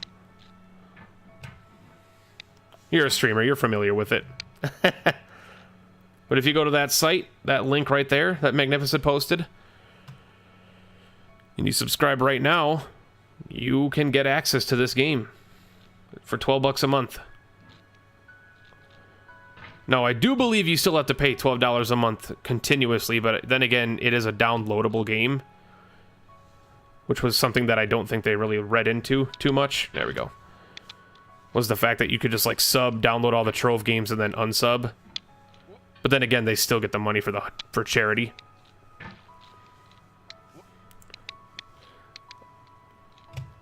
I understand people have, you know, priorities with their money and stuff like that, but even beyond my own like personal priorities, bills and whatnot, Humble Monthly as a gamer is just the stupidest good deal in the world. It's for charity, and you get for $12 a month, you get like a AAA like recently released great game. This month's was Rise of the Tomb Raider.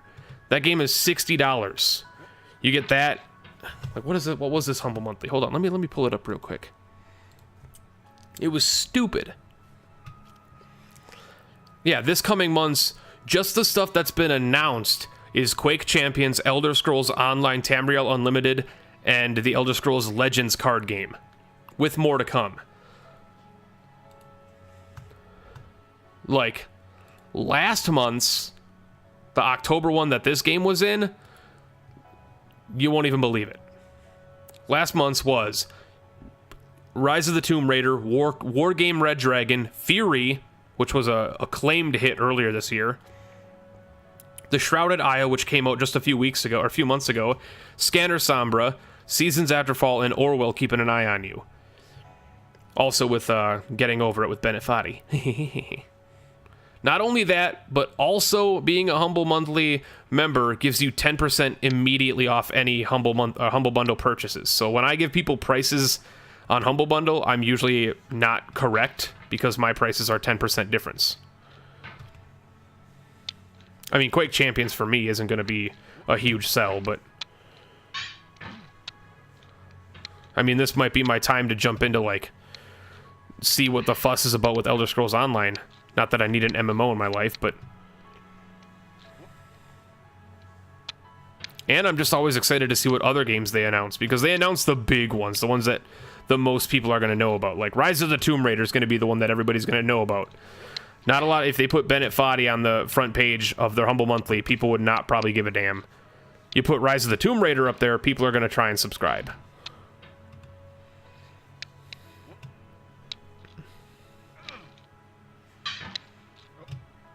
Now, somebody in chat, somebody has to know this. Doom Gamer, maybe you'll know this. Bow Bow, maybe you'll know this. I'm not sure. Somebody has to know this. Is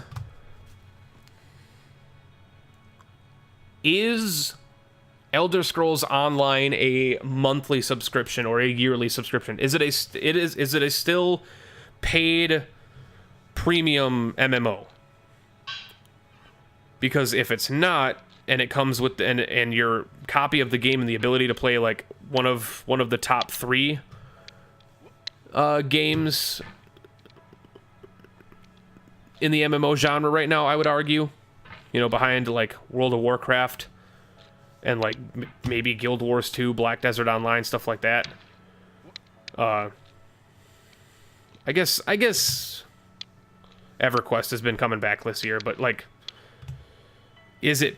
Because if it's free, it's free to play with, like, yeah, it's not monthly anymore. Okay, so it's free to play. Welcome in, Tree Frog.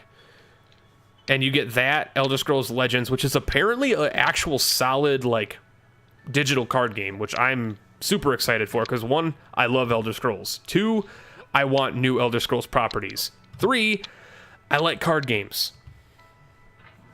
Lucky Stacks, welcome in. How you doing, bud? Yeah, we're currently in Pentas Cleavage, as has been named by me and my community. Trying to get back up to Bucket's neck. But I'm not really paying attention. I'm more so talking right now than I'm trying to make progress. I should probably focus more. But I've played like 16, 17 hours of this in the past couple days. Last day, actually.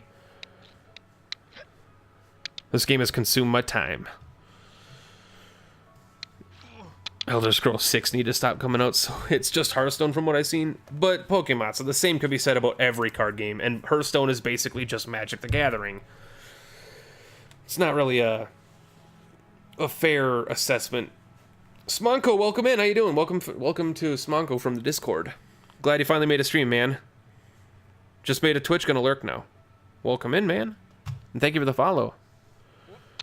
Smonko's a member of the community already, from the YouTube side of things and the Discord side of things, but never came to streams much.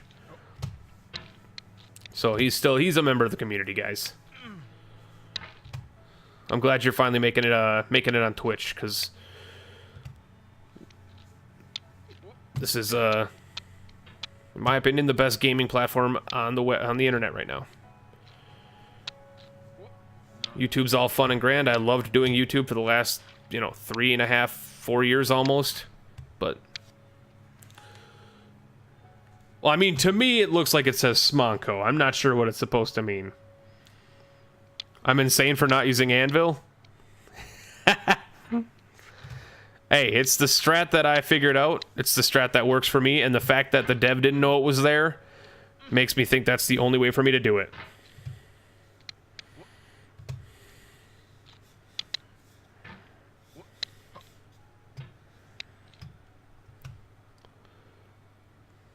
Pronounce the C. I did. Smonko. What, Smonsko? C can be pronounced as a K or a S. Better memes on Twitch? I don't like memes. I'm not a meme guy. I am a meme guy, but I'm particular with my memes.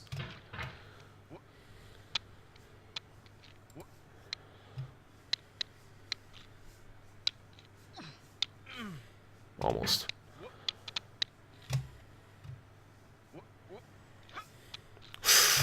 That was almost it.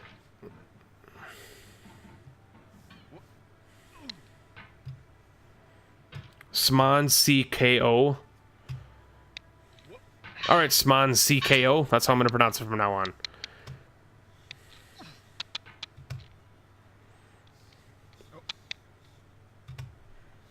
I'm going to treat it like it's 3 different words.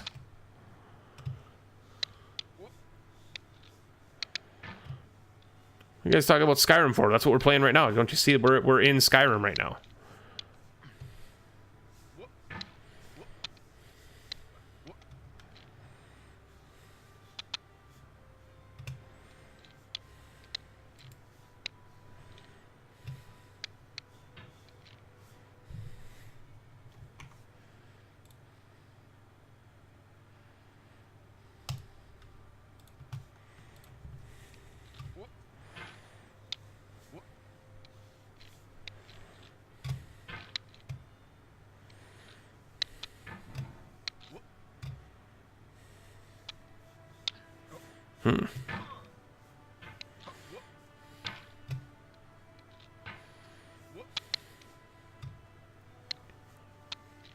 This game is also incredibly therapeutic. I've been watching a couple of people play it when I'm not playing it, and it's just the same amount of feeling as you get when you're playing it yourself. Is like you're just hoping, unless you're one of those assholes, you're just hoping that they make it.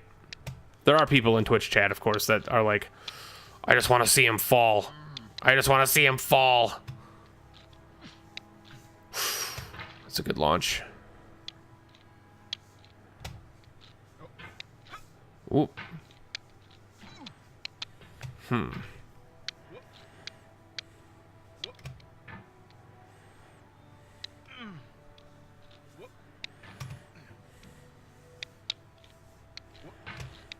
No, that was too big of a swing.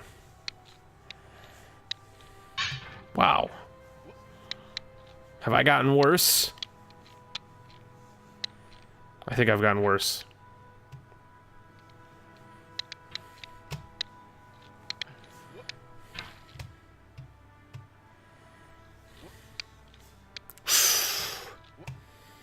I need sleep, so I'm leaving. All right, Babe Kirby, thanks so much for hanging out, bud. I do appreciate you stopping by and hanging out, man. We will see you later. Enjoy your sleep. Yeah, the face, the mountain in the background has a face on it, and also this rock right here next to this one, not the little one, but part of the cliff face. It also has a pig, like a Ganondorf face, like a Ganon face on it.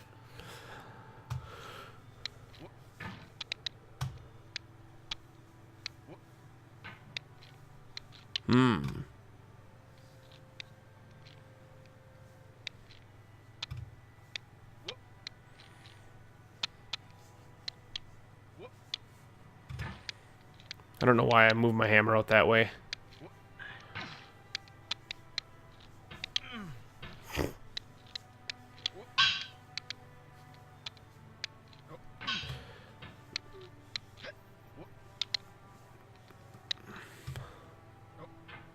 Okay, actually just focus, pay attention.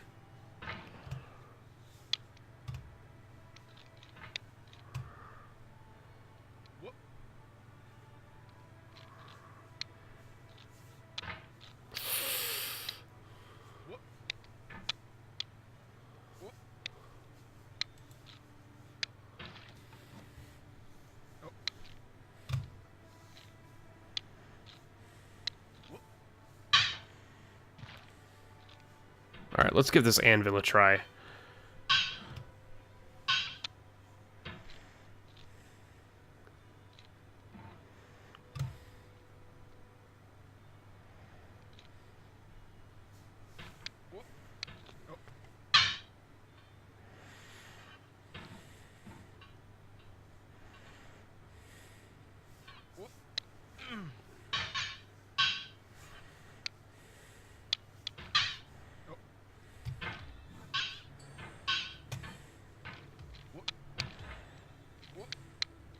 So are you saying that you launch from the anvil up to the cliff up there? Or do you launch from the anvil up to Frosty and the snowballs? And Frosty's balls?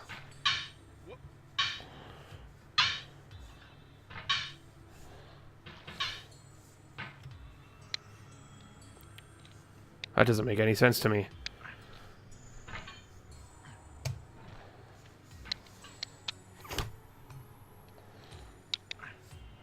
That doesn't make any sense to me.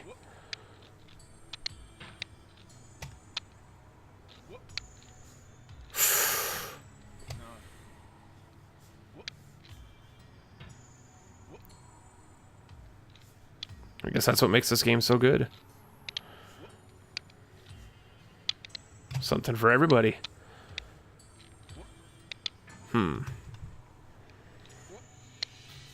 Oh, I just didn't extend my arms in time.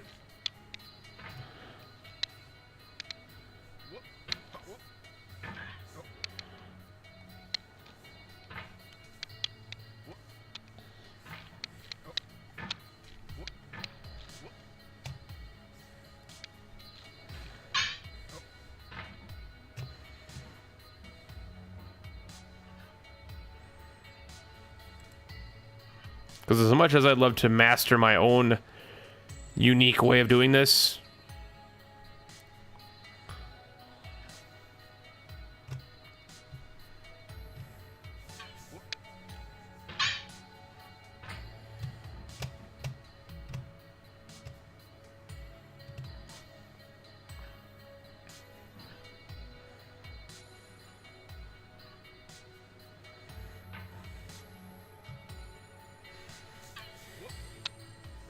nah. I was gonna do it my way. My way works. I've been up there like 6 times. Might take a little longer, but you know what? That's the way I choose to play the game. Not here to be a professional.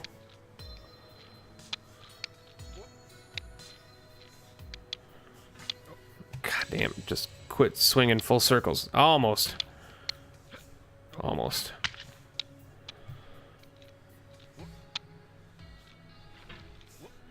Nope.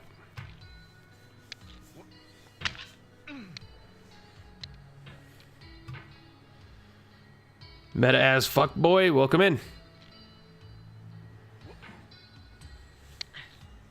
Why did that not work? I wanted that to work.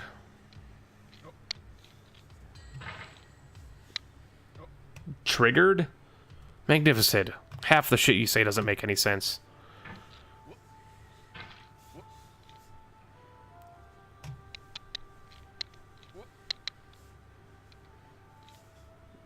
That and the triggered meme is the worst meme. I think I'd rather listen to every Cash Me Outside How About Dad remix than hear people say triggered all the time.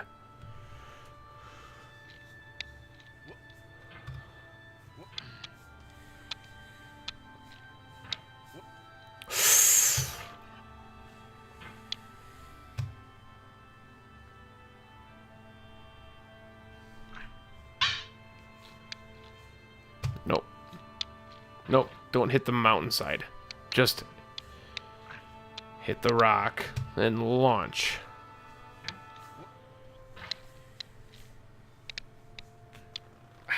Damn it.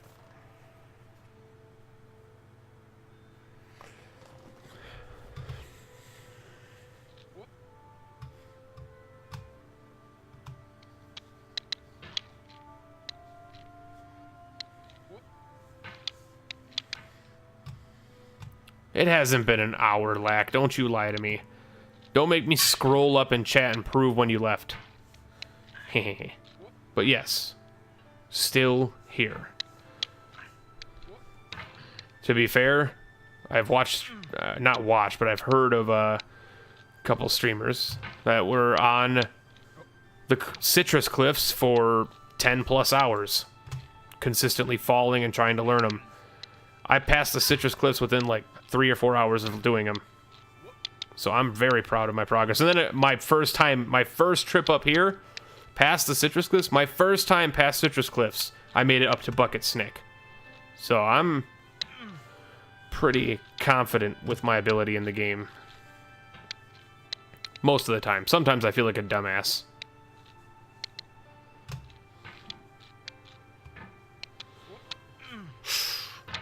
Almost had it.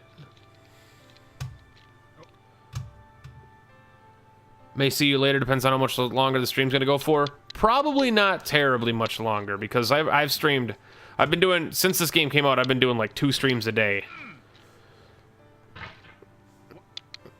So I might actually wrap it up soon-ish, but not soon probably, because I do want to get back up there.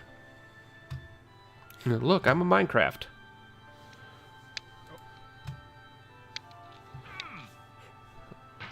Almost had it there, but if I would have hit it, I would have flew over the anchor, or the anvil. I keep calling the anvil the anchor. Later, Hazard. Thanks for hanging out, bud.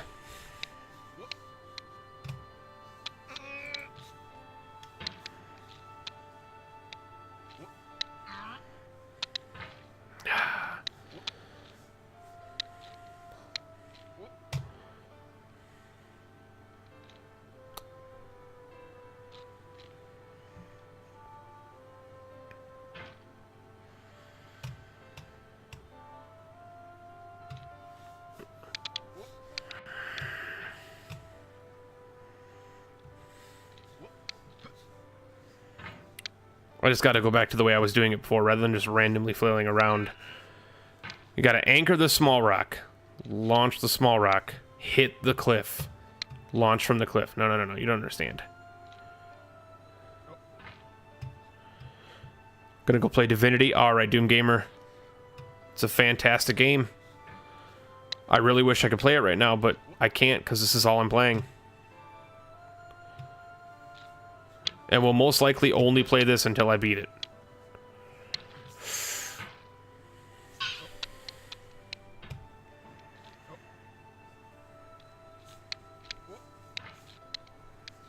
Ah, man.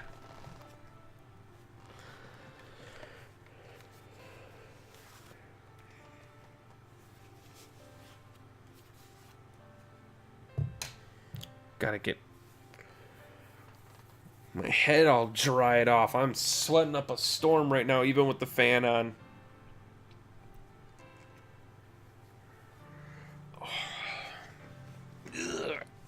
Ludophiles. I know the name, I don't know of them, though. Or I know of them, but I don't know them. I never watched any of their stuff, but I've heard the name.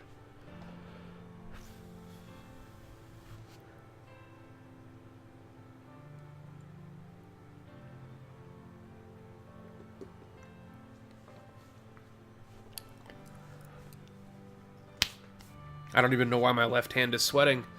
There's no reason for it to be. It's not doing anything.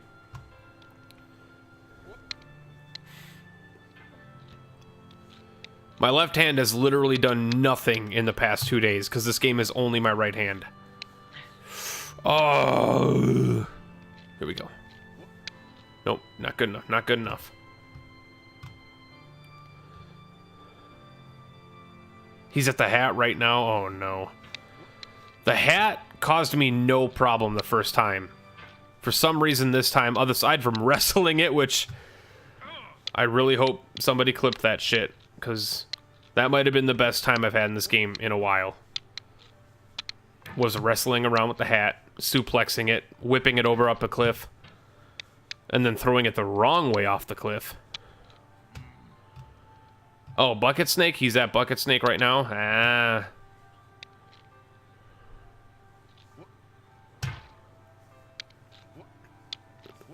Ooh.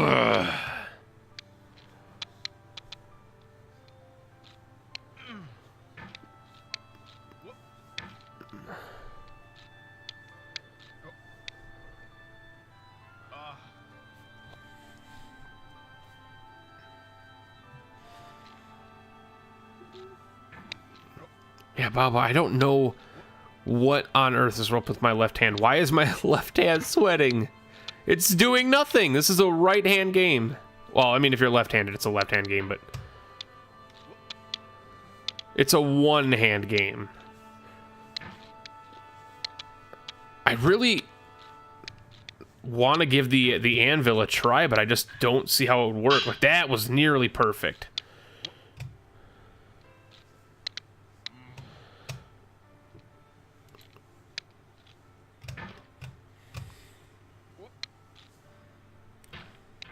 Too much leftward momentum on that one.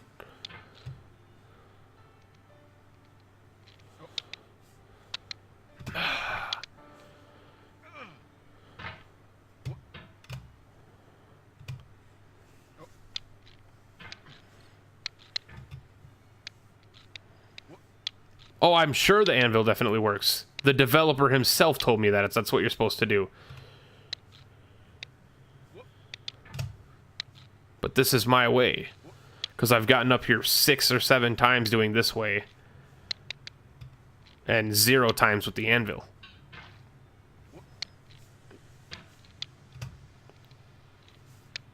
Nope, I need to get more. See, if I do it from there, I have too much leftward momentum. I have to do it from, like, right here.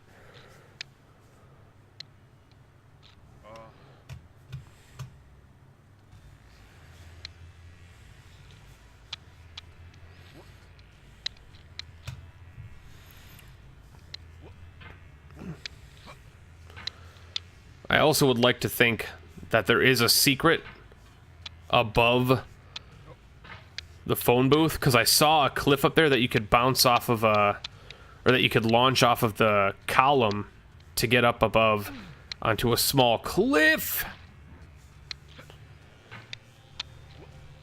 And I think that cliff might either lead to, like, the end of the game, like a shortcut, or it's a red herring.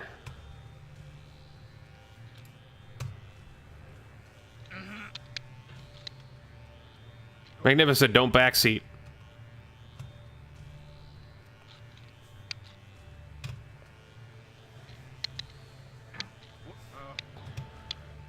If you don't want to watch me struggle, go somewhere else. The whole point of these games is to be clumsy and struggle and have fun. And I'm having fun. If you're not, go somewhere else. You're not being forced to be here, bud.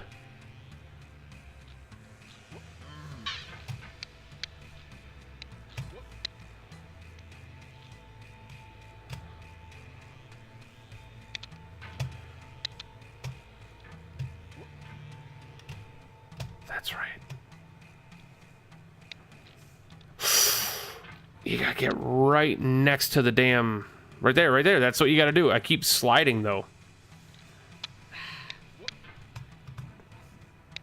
Do a barrel roll? Hold on. I'll do a barrel roll. Hit! Ha!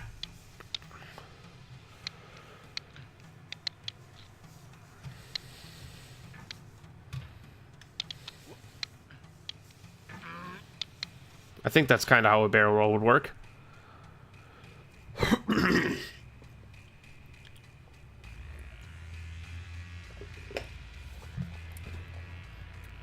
I really want to see you succeed. Then keep watching. There will be success. There's been plenty of success. I'm further than a lot of people. And it took me a long time and a lot of patience and laughing to get where we are right now. We are not at a stalemate with the game. The game is only what it is. You have to conquer the game.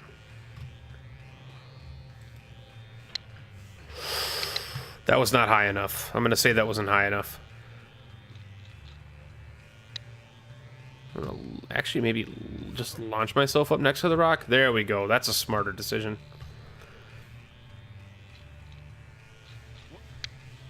That was dumb. Oh, no, Doom Gamer. You can always fast travel back to him. I did that once.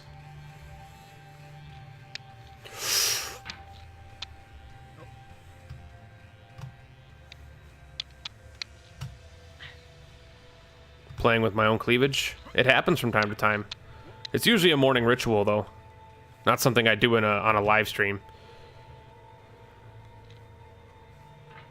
There we go.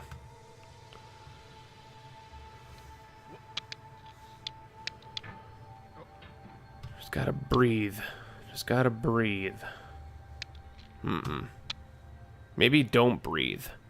Let's try not breathing. Oh, not breathing might be the key. We just gotta die to beat this part.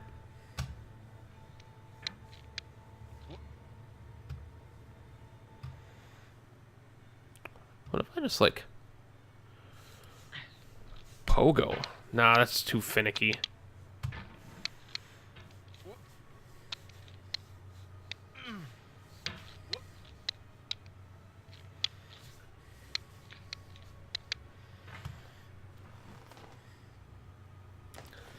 So just out of curiosity, from the general consensus of chat, and people who've played this, people who've been spending time watching the game, whether it's me or other people, what is it that makes this game so much fun? Because a lot of attention's being... It's not being streamed by, like, a lot of streamers, like, especially not a lot of big streamers, but the people who are streaming it are getting, like, many new people. Like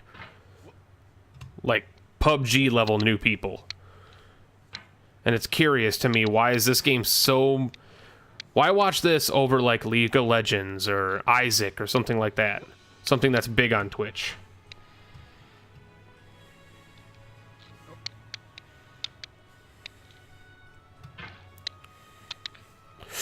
Oh, I actually had the cliff there. Did you see that? I had a little bit of the cliff. And actually pushed myself away that time.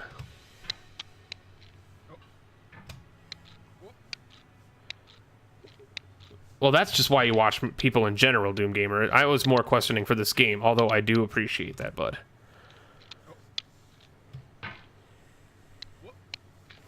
Because if I play, like, any obscure indie game, I usually have less of an audience than I would playing something like this, or Isaac, or PUBG.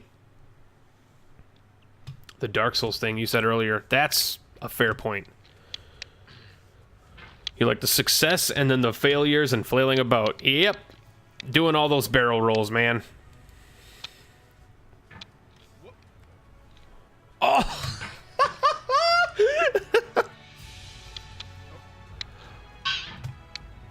I swear, not even a joke here, especially with the hat incidents earlier.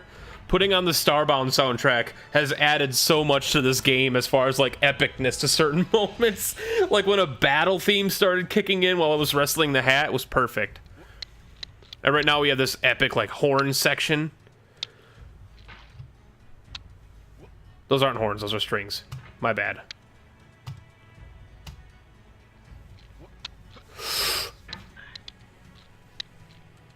The sound of the hammer is satisfying. You know what's even more satisfying? We did this last night when we got up here.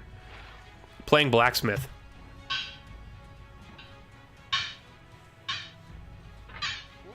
Ooh.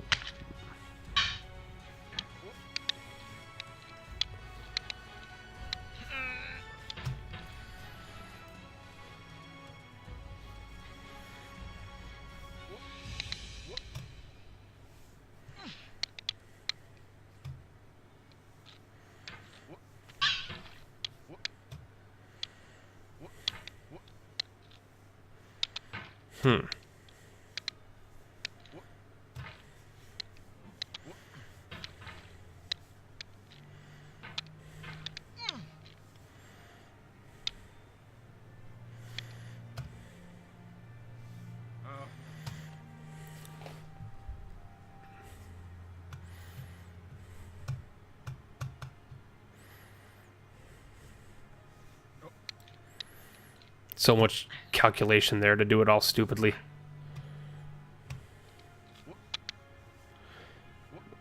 Hey Yuki, how you doing? What is this game? This is Getting Over It with Bennett Foddy. Developed by the same man, Bennett Foddy, who did Quap and Gerp. It is the tale of Mr. Bennett and his cauldron and hammer on his way over the mountain. Why? We don't know.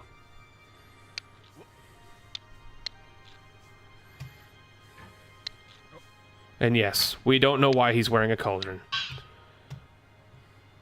It's more of an urn.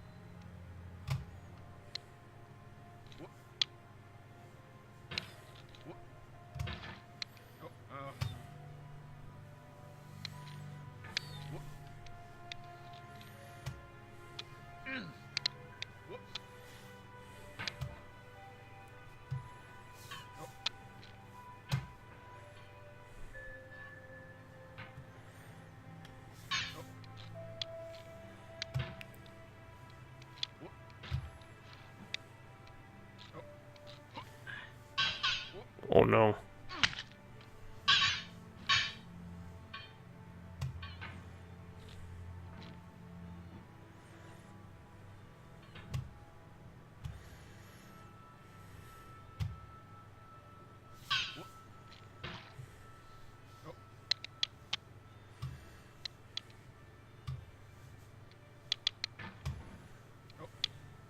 No worries, Yuki.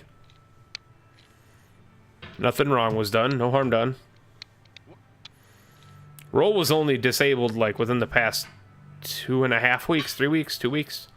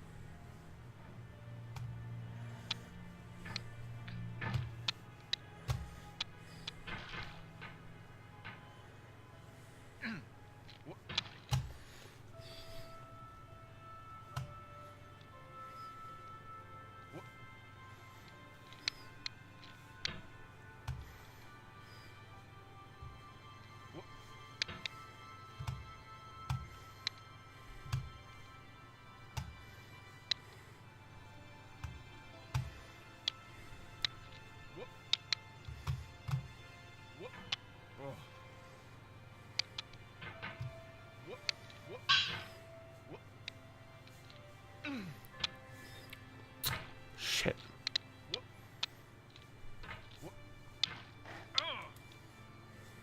Now I'm just panicking.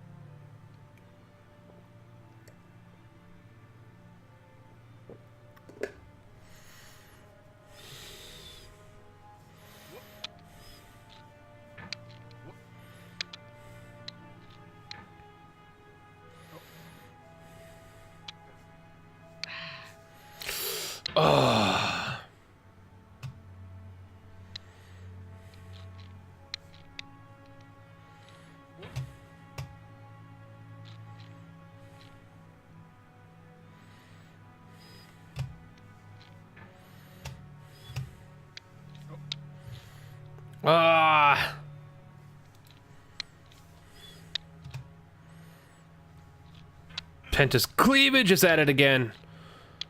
Again, this was so much easier the first time, man.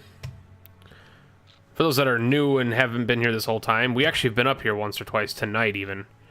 Or not tonight, but this stream. We've streamed twice tonight. We streamed for like almost 4 hours or 3.5 hours earlier of this. And now we've been live for another 2.25 now. I can't stop playing this game. I was like, I should play some PUBG tonight. I haven't played PUBG for anybody in a while. Then I was like, yeah, but like I want to play this. I only want to play this. This is my life. This is what I'm doing now.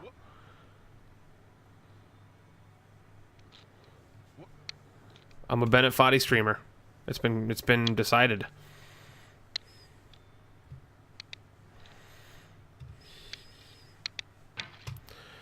That was just poor placement of the hammerhead.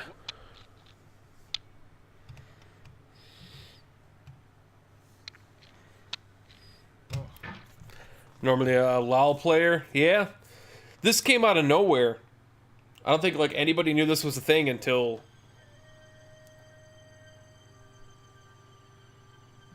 a week ago, I'd like to say. I mean, some people probably did, obviously. But like en masse on Twitch. It kind of came out of nowhere. And even if people knew about it, I didn't expect it to be as good as it was. I guess good is a variable term. It might not be good, but it's goddamn addicting.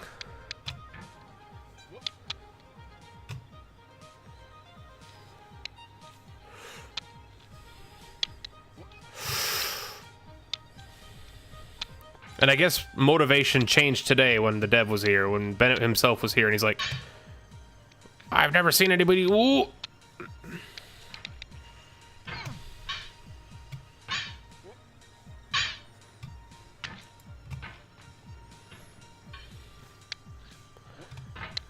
Never mind.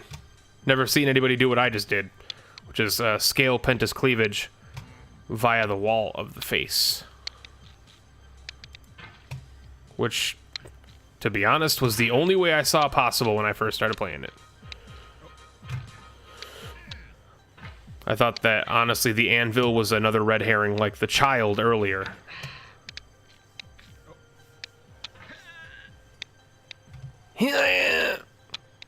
It's okay, Bennett. We'll get there.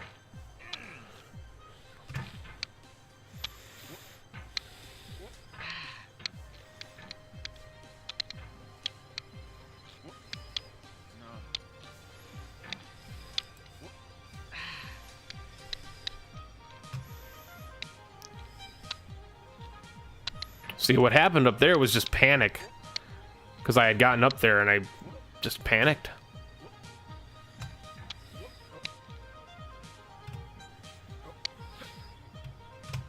You're only saying that was the best moment of Get Over It so far because you clipped it, though. I would argue that that's not at all the best moment of the streams of getting over it yet. No offense, Magnificent.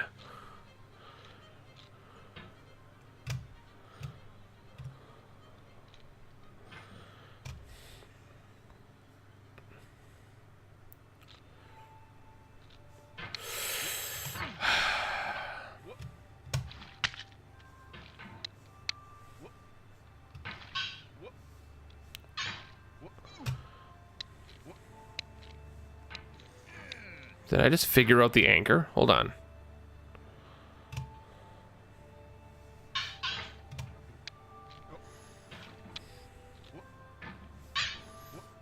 I think I might have just figured out the anchor.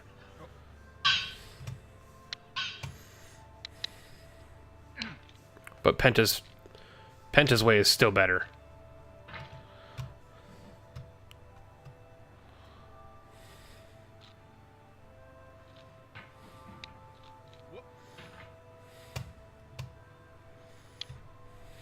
And it's not just because it's a way that I figured out.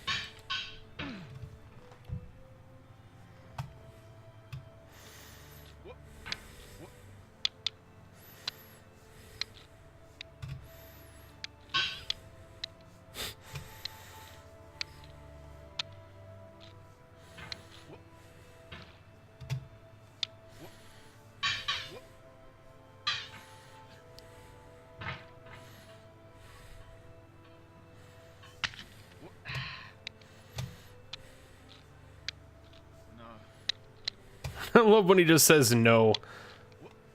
No.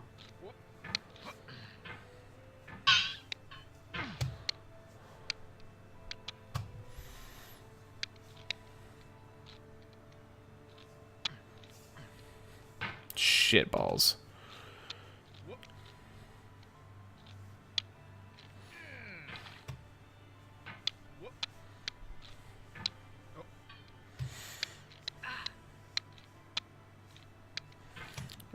Stop swinging your hammer the wrong way.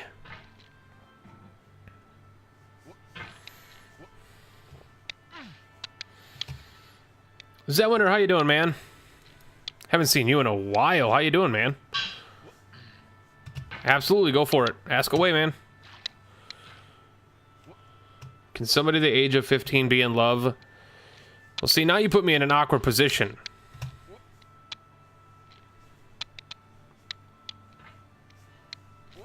Because I don't like it when people talk about their ages on stream. For starters, this is a mature stream, 18 and over.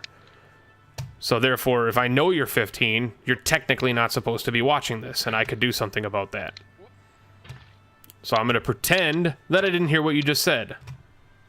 But for future reference, please don't just wildly discuss your age, especially if you're underage, in a mature stream. I'm flagged as a mature stream. Twitch does need to do something about that. I hate the idea that it's just as simple as a check. Are you confirming that you're over 18? Yes. Okay.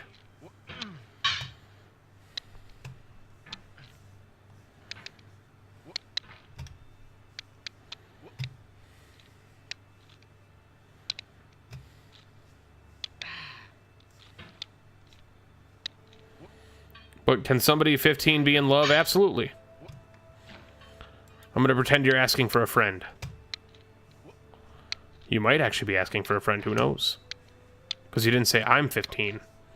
Just saying, age discussion is something I'm not usually a big fan of. Unless you're over 18, in which case then it doesn't bother me. But underage people talking about their age online is something that really bothers me.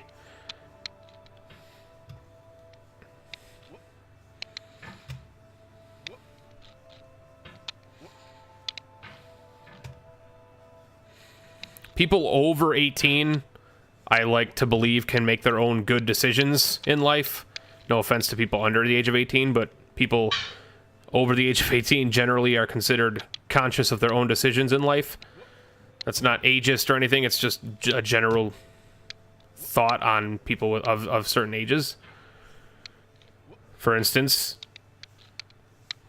you are more likely to see somebody of the age of 14 make a rash decision about purchasing something or something like that than somebody who's like 25. So if you're over the age of 21 or over the age of 30 or over the age of 40, which we have a couple of guys in that age bracket, actually I have many people over that age bracket in my community, doesn't bother me one bit. But if you're like 13 and you come into my chat and you're like, I'm 13, you're most likely going to get banned or timed out. Just because it'll save me the headache of having you do something stupid on my stream. No offense. That's what I was trying to get at. It'll save my ass from you doing something stupid.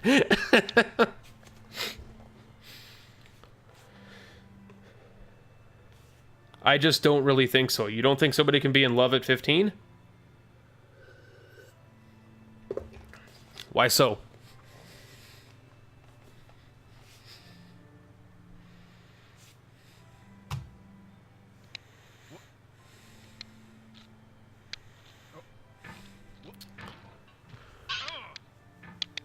For instance, just as an example, not about the love thing, about the age thing. For instance, one of the people that has been banned on my channel on 5 different accounts came into my channel the first time and was like, I'm 15, so blah, blah, blah, forgive me if I come in here and I sound like a 15-year-old. I am blah, blah, blah, this and that and the other thing, and he was just being a horrible troll. Whether or not he was 15, he was behaving like one. I banned him. He came back under another account that had 1 extra letter in the name. Got banned again. Came back with 1 extra number in the name. Got banned again. Showed up 5 months later under the same name with an extra number in it. Got banned again. And then as recently as 3 weeks ago, showed up again and got banned again under the same name with 1 extra number.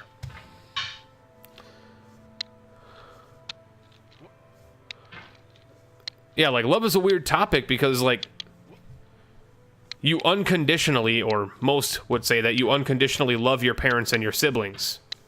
Automatically.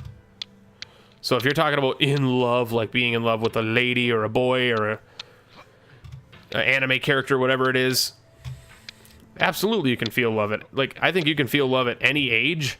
I just don't think at a certain age you know what to do with those emotions. I think that's what the real caveat there is. I don't think you know what to do with those emotions at a young age.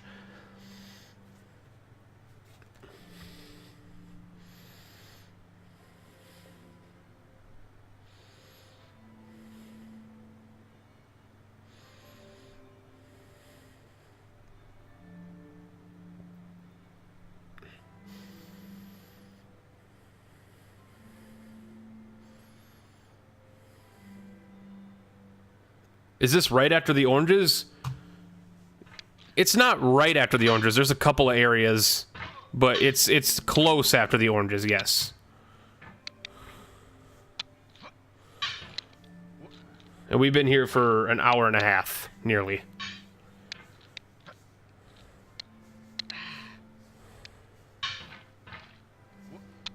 By the way, welcome back in, Hungry Fiend. Glad to see you return, man. I always like it when people stop by for the second time. That's when it's the same with subscribers. You know you've made a difference if somebody shows up again. It's one thing to show up in chat, it's one thing to follow, it's one thing to sub, but if you show up again, it means the absolute world to me. Hey, Agent A, how you doing, man? How's your day been?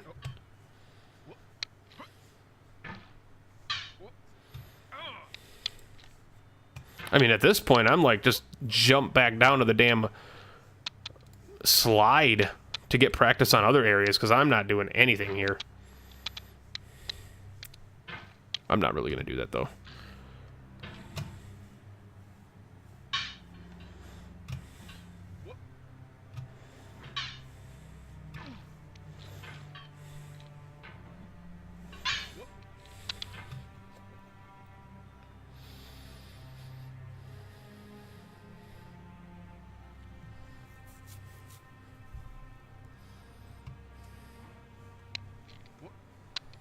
Robot Name Fight is incredible. That is an amazing game.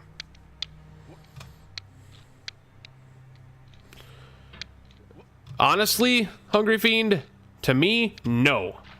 But every single other person, including the developer of the game itself, said the anvil is the way to do it. But I have not been able to do the anvil successfully, so I found my own way around this wall by using these small cliffs.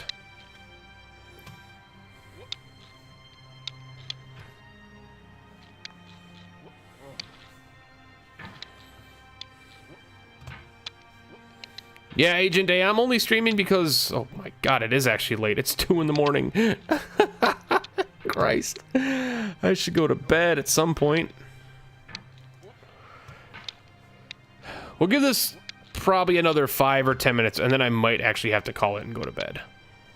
As much as I would love to keep playing this, but we'll probably, no doubt, be playing more tomorrow. Until I beat it.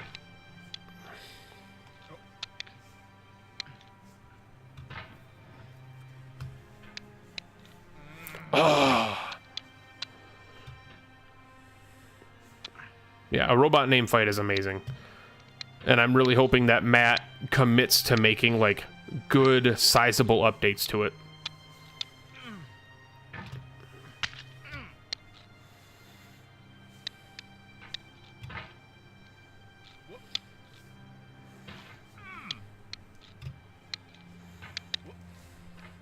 Welcome back, Hazard.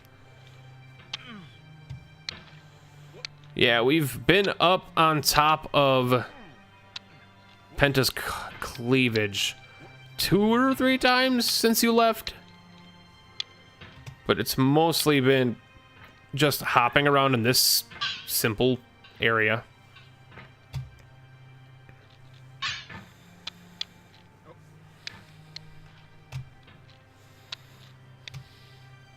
Because for some reason, it's just cathartic. Even if I'm not making progress, the prospect of making progress is what I'm after.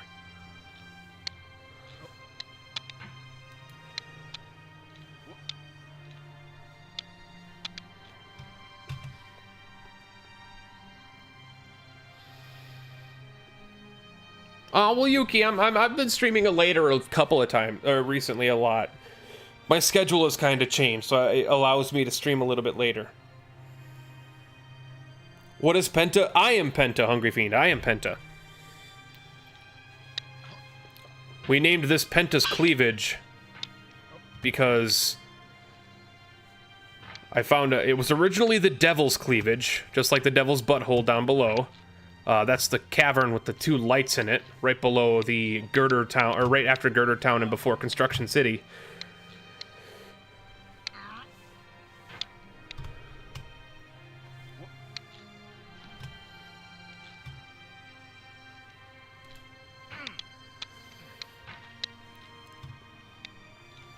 We named it Penta's Cleavage because it looks like cleavage. You know, the space between breasts. Oh yeah. And we named it after me because I found that secret.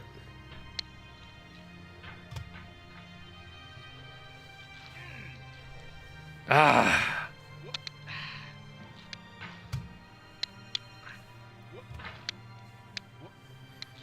I panicked. I got too panicky. I got too shaky.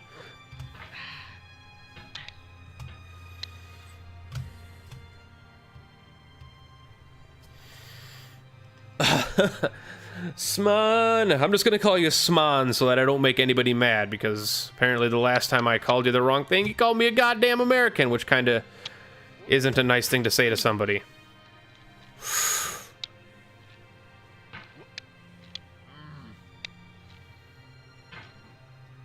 Oh, yeah! Alright, now I'm just a cocky son of a bitch. That was brilliant. That bouncing was so good. Try Smansko. Smansko. Smansko. Like, pronounce the S. Smansko. Like Moscow, except with a sma. Every time you get up there, I get butterflies in my stomach.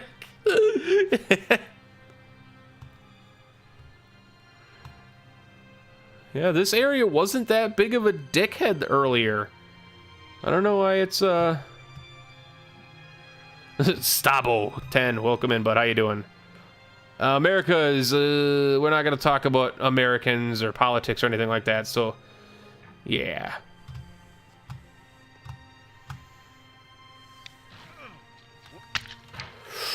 Ah!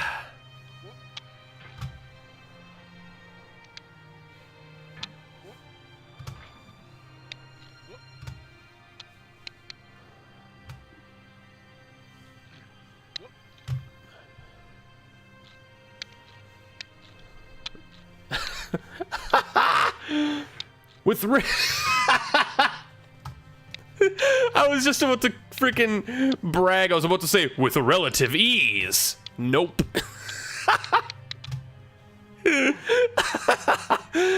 Oh, the game predicted that I was gonna get cocky and was just like, fuck you.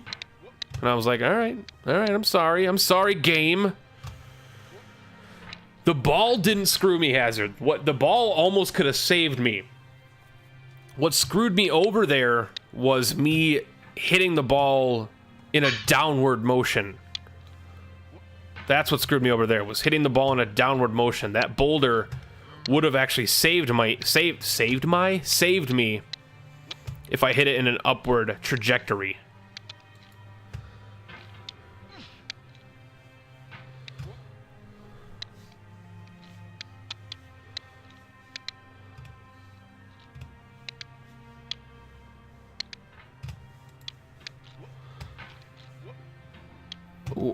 Why did I bounce off that rock? Alright, calm down.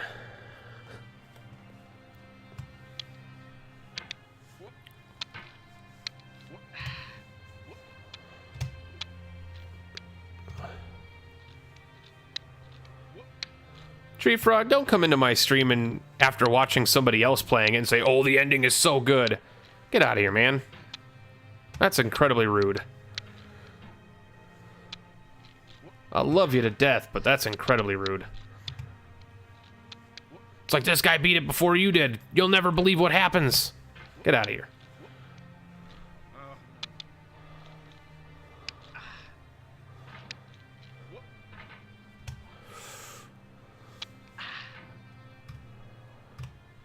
I wonder... Nope. Ah!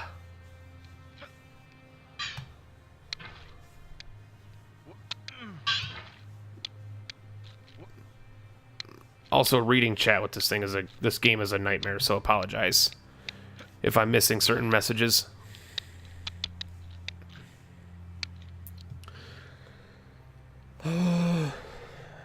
Is this wall impossible to go by pogoing off the anvil? No, Stabo, it's actually recommended via the developer himself that you use the anvil. I just can't use the anvil because it doesn't work for me.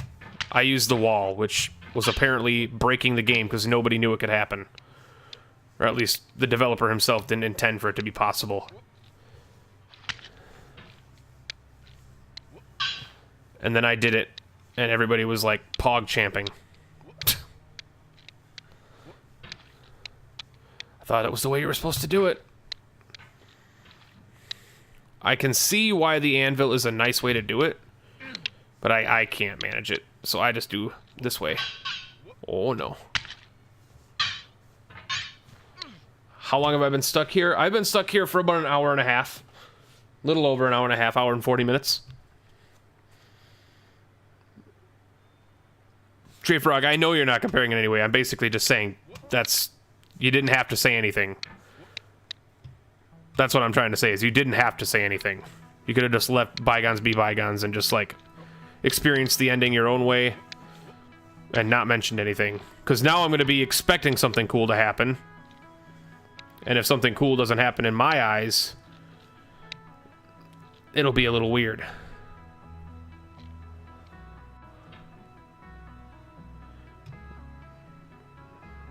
Not upset or anything, just letting you know.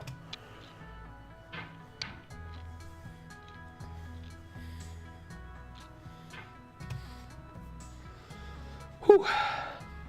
Would I recommend using a controller or keyboard for Robot Name Fight? Controller, all the way.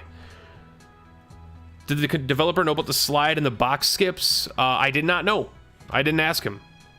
Because I haven't been using that skip. I actually like going through the boxes, honestly. Might be a weird idea, but I like going through the boxes.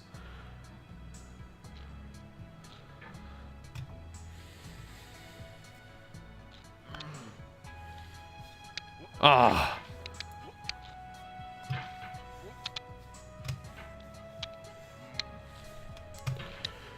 Getting up there with relative frequency now, though. I'm not mad.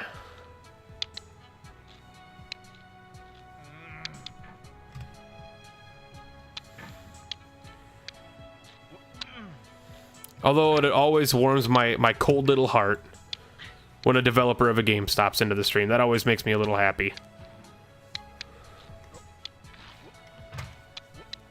Especially somebody I'm familiar with, because I played a lot of QWOP and a lot of GURP, so I know this guy's games.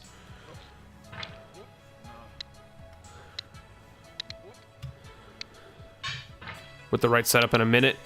Yeah, I got it on accident. I didn't even know it was a thing until I tried it. Like, no one had told me there was a skip there. I had gotten it on accident by balancing and rocketing off the tub. But I think I get through Boxland and Slide way quicker than I would if I were to line up the skip. Because Boxland, I can beat Boxland in like 5 seconds. Boxland isn't even an issue.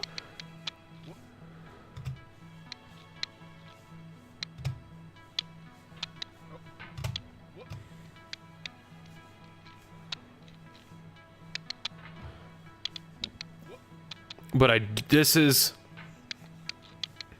what Twitch needs, is this game. This Twitch needs games like this, where people can come into my chat, like you, Hungry Feet. People can come into this chat, and Stabo, and people that can come in, and Bow earlier, who was another streamer that's been playing this.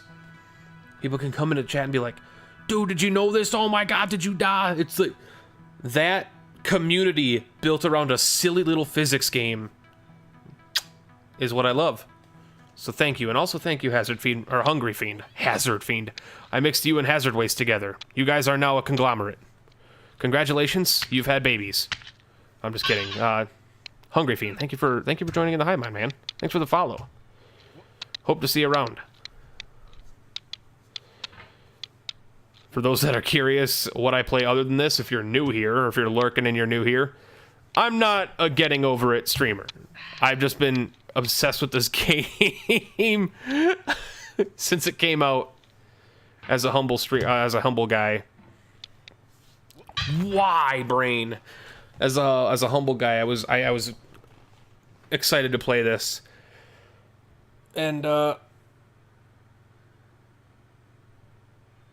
yeah, I just been playing it recently. But I stream a lot of different like variety games. I'm doing a Dark Souls 2 playthrough, and after that we're doing Dark Souls 3.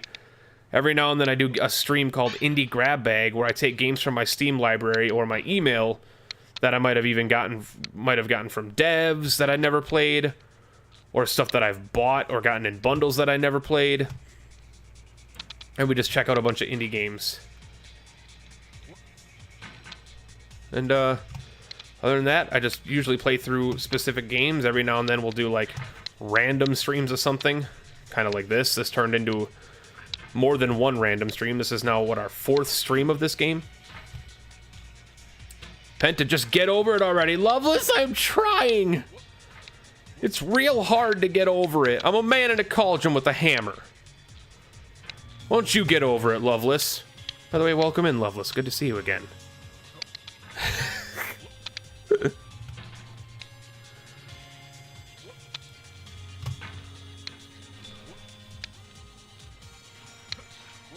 And for those that want to get this game, you can get it in the Humble Trove if you are a Humble Monthly subscriber. There was some confusion with Humble Bundle over the past day or two, where people thought you weren't able to get this if you didn't subscribe by October 6th. That is untrue. You are still able to get this game right now. You just can't buy it on Steam. You just have to still subscribe to Humble Monthly, and it'll be available for you in the Trove. In the Humble Trove. So if you go to the Humble Monthly tab on humblebundle.com and then hit Trove, it'll lead you to the games that your Humble Originals and stuff that you're able to play, and this will be among them. So you can still technically get this game for $12 right now and also get a bunch of other games. As a matter of fact, let me open up the webpage real quick for you guys so I can give you a little bit more info on that.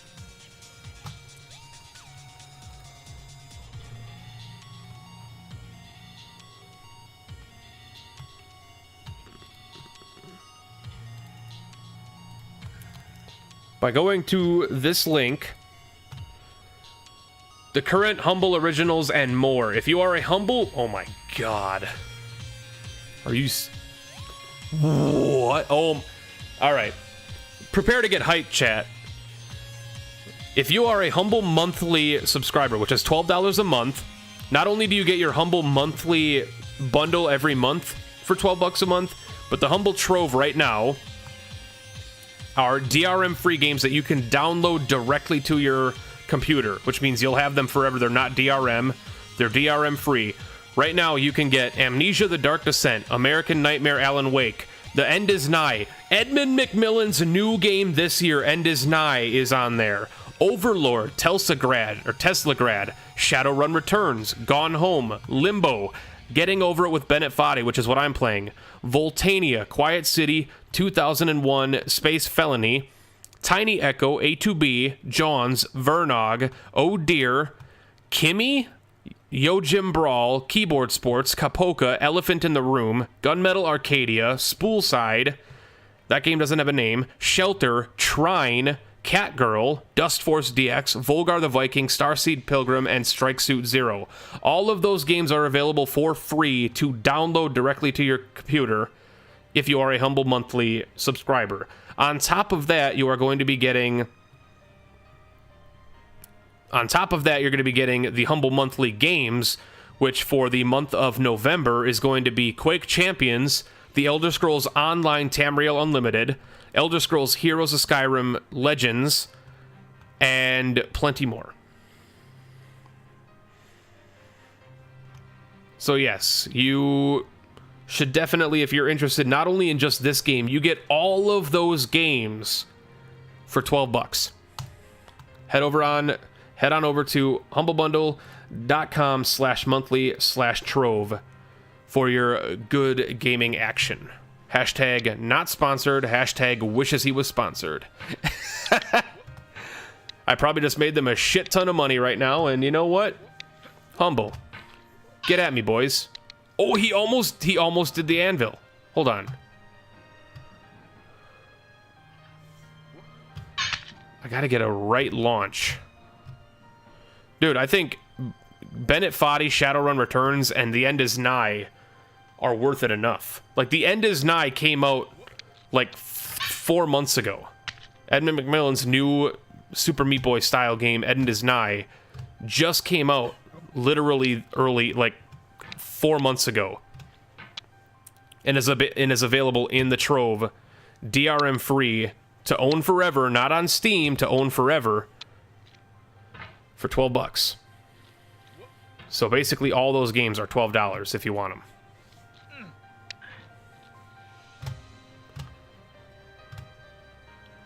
Dude, I love Starbound's music. Can I just like talk about Starbound's music for a second? It is one of the it's one of the soundtracks of a game that I can listen to anytime. One of my playlists that I often listen to when I'm gaming or when I'm just like sitting around the house and I'm writing or something like that. One of my playlists is just all 65 tracks of Starbound. It's the Starbound playlist, and it's just the entire album from the game. It's just too good. It's just too good. Curtis Schweitzer, you are a brilliant man.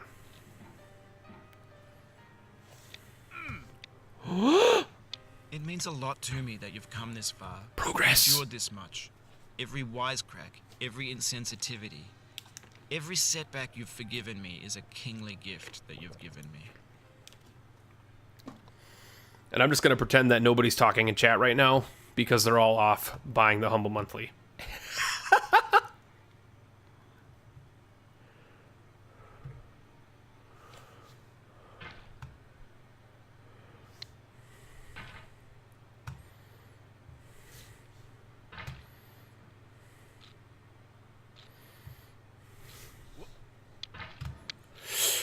Okay.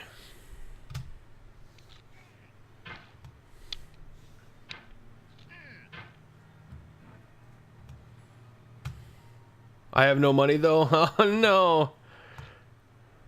Okay. You fell from above, but I know you won't linger here. Your hammer's no longer, your jump is no stronger, but your hunger will tell. You're playing Starbound right now? It's a great game.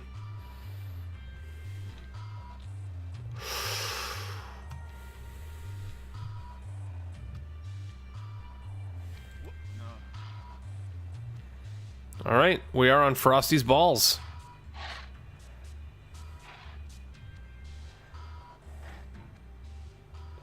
The miracle jump. I feel Nope. within me a peace above all earthly dignities, a still and quiet conscience. William Shakespeare. Can't do it on the first try, no matter what. Except the time we did it on the first try. Playing Stardew right now. Such a good game. Such a good game. But I feel like we've talked about Stardew plenty of times. Pokemon, we all know how much we like that game.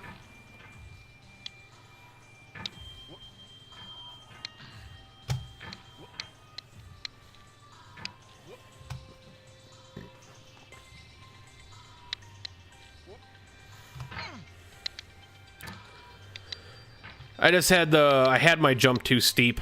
That's what happened. According to somebody who has beaten the game, we are about 80% through where we are right now.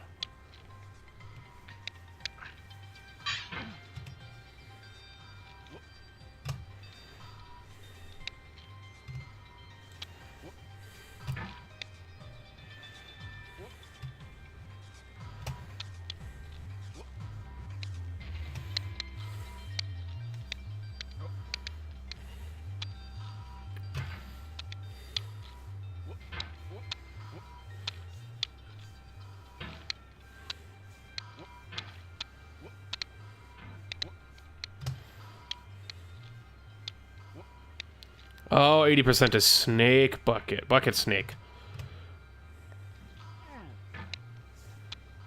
Gotcha, okay.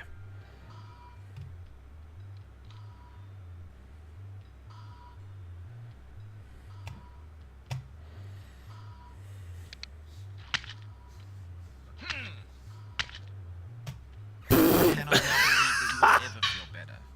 But this is not true. You're sure to be happy again. And knowing this, truly believing it, will make you less miserable now. Abraham Lincoln. What happened in my brain right there was the best. My brain was like, oh, you're fine. Oh, wait, you're not fine. But I'm not going to do anything about it, bitch. It was so good.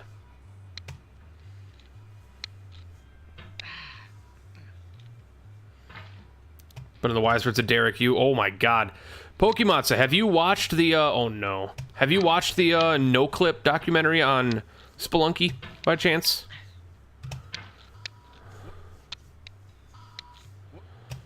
I'm guessing that's where you got the quote from, because he says that in there, but... I'm not sure if he said it on Twitter or somewhere else as well. One of the best, Ooh. Ooh. Ooh. Ooh. Better you've read the book. There you go.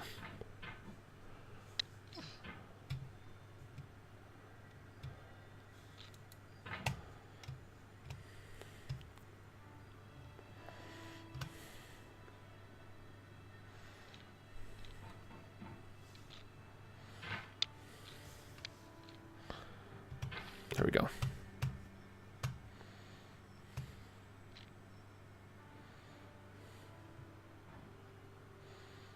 Just fall, honestly. Here we go. I'm actually leaning to one side when you're on the cliff.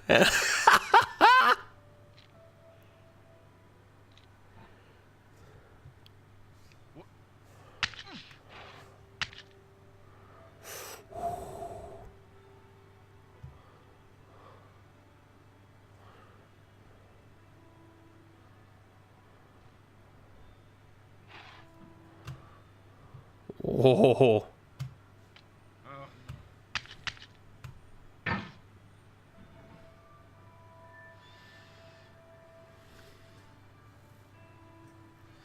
Over the pillar and the phone booth is just a steep wall that you can't get up. But above the pillar, if you launch off the pillar, you can see a small outcropping that I think you can climb up. And I think that outcropping actually goes up to where Bucket Snake is. Or at least not where Bucket Snake is, but maybe where Bucket Snake leads to.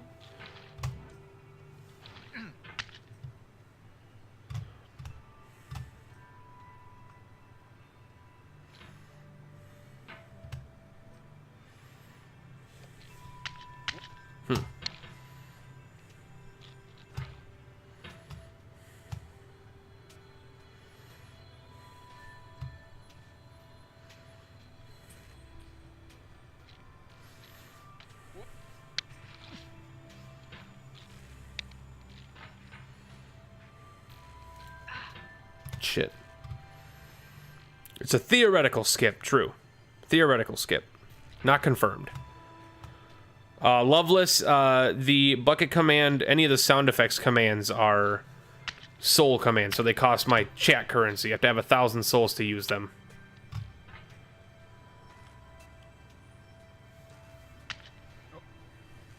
You can check your souls by hitting !souls.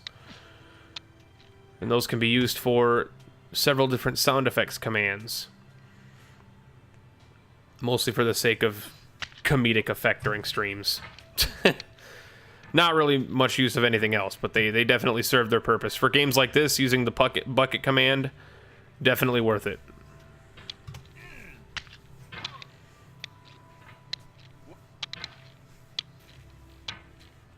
This is a bucket. Dear Get There's more. no. You can get a deep-ass launch off of this rock. Holy shit.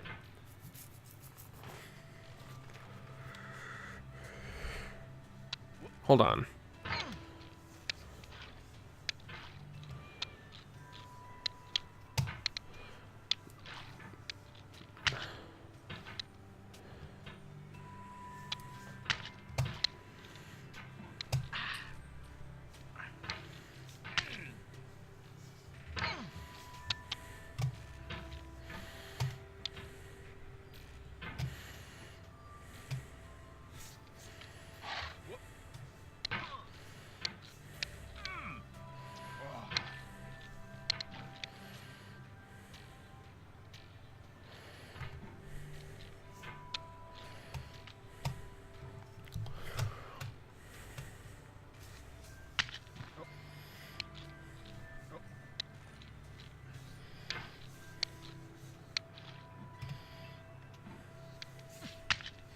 Also, yes, I realized that it was about 25 minutes ago that I said I'll give it 5 more minutes. But you see the game we're playing. It's no different than Isaac. It's no different than Spelunky. It's the one more run, one more dungeon, one more this, one more that mentality. No, that's bad.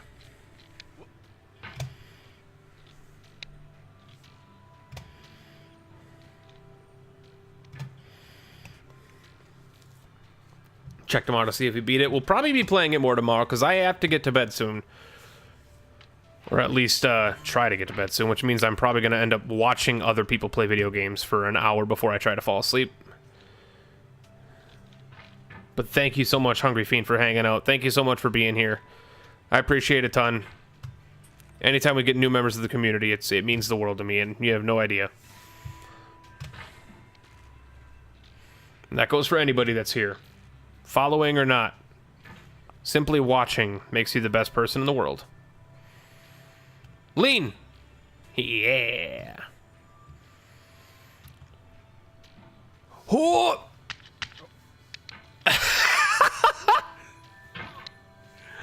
I had so much confidence in that. Sweet! No, that's alright. We're good. Ah! Are you playing it, Agent A? Are you playing it right now? I want to wrestle with my hat. I missed the hat.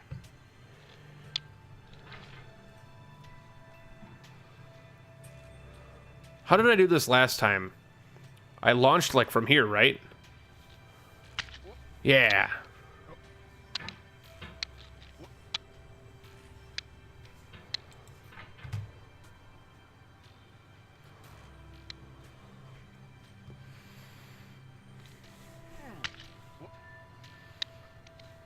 And yes, don't forget, as the bot just reminded you, if you are a Twitch Prime sub, and you are subscribed to this channel or any other channel with your Twitch Prime, Amazon Prime account, this is a good time to remind you that you might have to re-up that.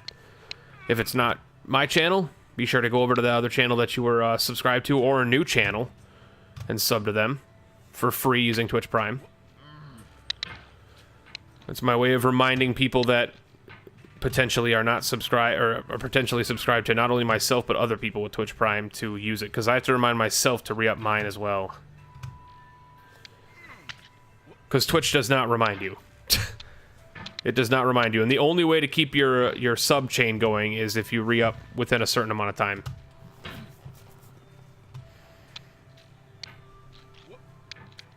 Well, I mean, yeah, but it's free if you have Twitch Prime. But for free 2-day shipping, deal, you know, like what, 10 or 15% off most, you know, things you buy on Amazon, a free sub on Twitch, extra emotes, like what, 12 bucks a month or whatever, is totally worth it. Yeah, it's free if you have Amazon Prime. You don't actually have to buy Twitch Prime, you buy Amazon Prime, which is in itself is worth it already without even being on Twitch.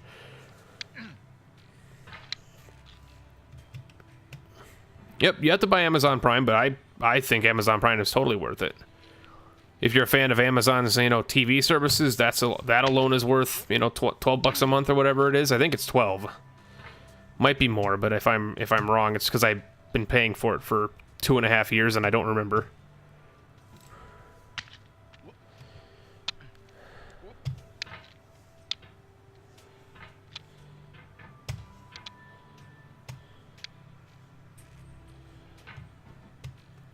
Amazon Prime is cheaper than the amount of shipping I pay. Oh, that's sad. Yeah, Loveless, if you're subscribed to somebody with Twitch Prime and you haven't used your re-up beginning of the month, remember to do that. I actually have to check if mine is up or not once I finish the stream, now that I've reminded myself, not only you guys, but myself. Been subbed on using my Twitch Prime for every single month since Twitch Prime was enabled. And I have the longest sub chain you can have with Amazon Prime and Twitch Prime, and I want to keep it that way.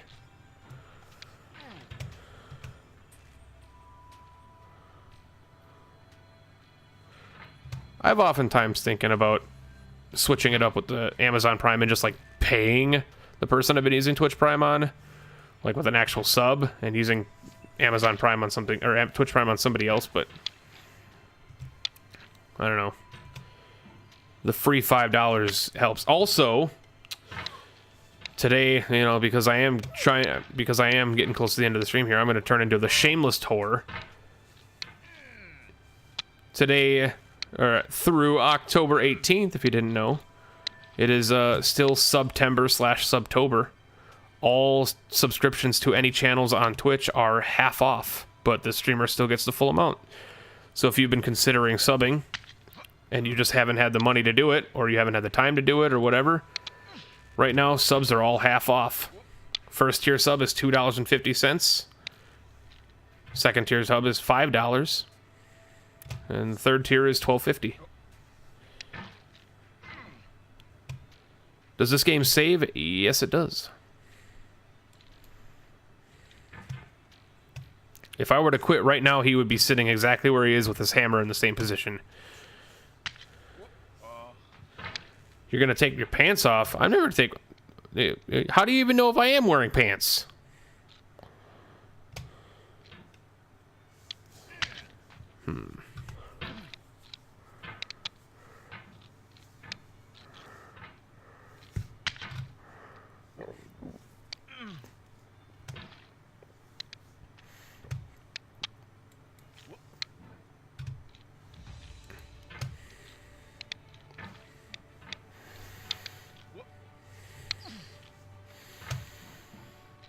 Also, yeah, right there, what Megastan just said. Game Wisp is also an option if you want to. Game Wisp is a nice way to support specific casters who have a Game Wisp active without having to pay for Twitch Prime. And my first tier of Game Wisp is actually cheaper than a Twitch Prime sub. $3.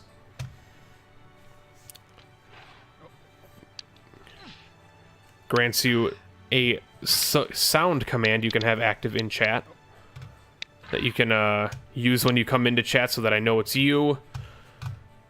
You can use in hilarious moments, etc., etc.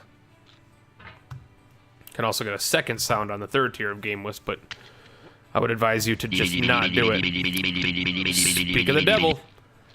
Right there, that's the man himself, Tree Frog. OG Game Wisp. Has 2 sounds. He got grandfathered in.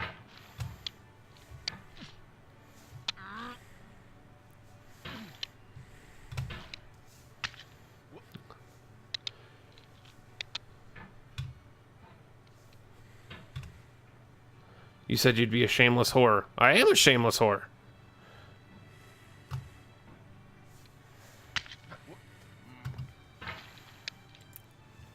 And that's not even really being a shameless whore. Promoting yourself is what you got to do in this business. I just choose not to do it 98% of the time because I don't care. Most people are like, oh, subscribe to my channel. Yo, you got the thing with the talk with the pie. I'm like, don't do it. Unless you really want to. You're better off spending that money on something else or something. I think of myself as a free entertainment service that people can choose to pay. And if they do, that's awesome, and you mean the world to me. And I think that's the right attitude to have as a streamer, is to not focus on making it a job. Just have fun, build a community. So at the end of the day, we're all here just to have fun playing games, right? You guys aren't here to be viewers for work. Why should I be here being a streamer for work?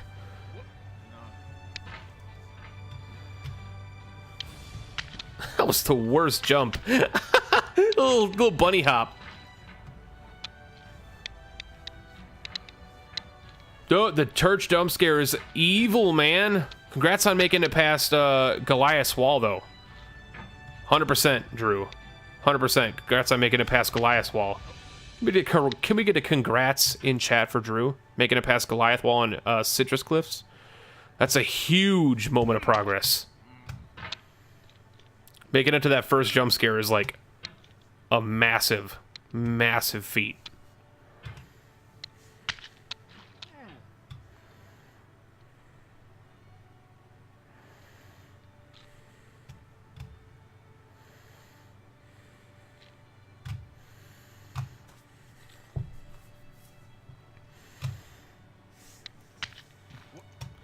Yeah, Hatland is nowhere near as easy as it was the first time we were here.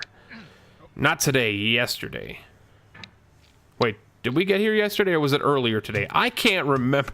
I can't remember. I think it was earlier today. It's all turning into one day.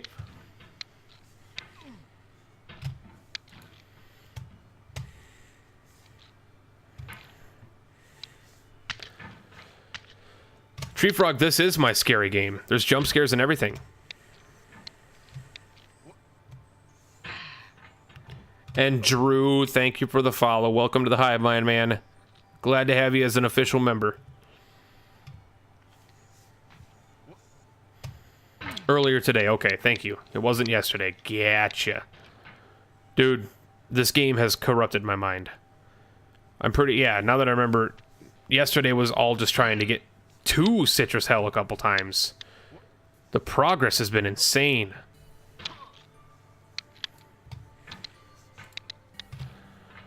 What if I, like, launch off of here?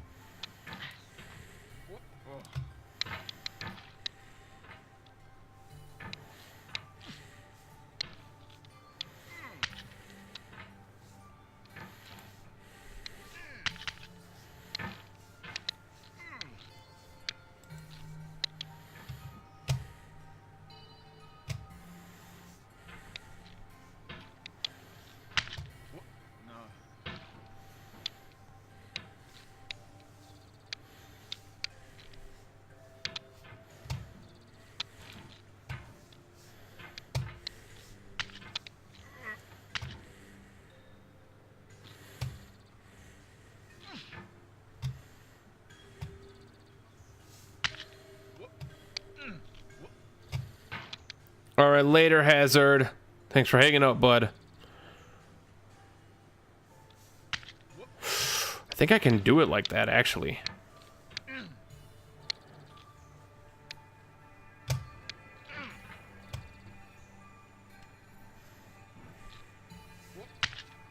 I can totally do it from there. Nope, not like that. Not like that. Get up in here. There's maybe just a little bit too much leftward momentum.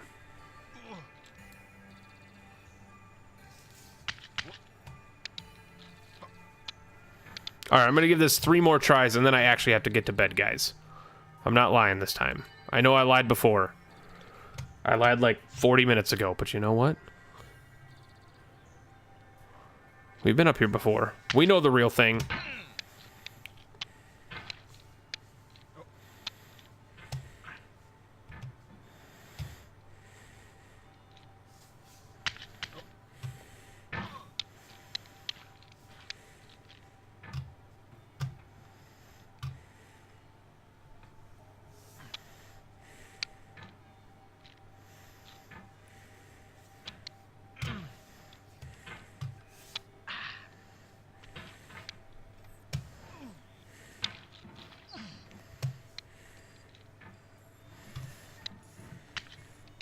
For science, I want to test something out down here.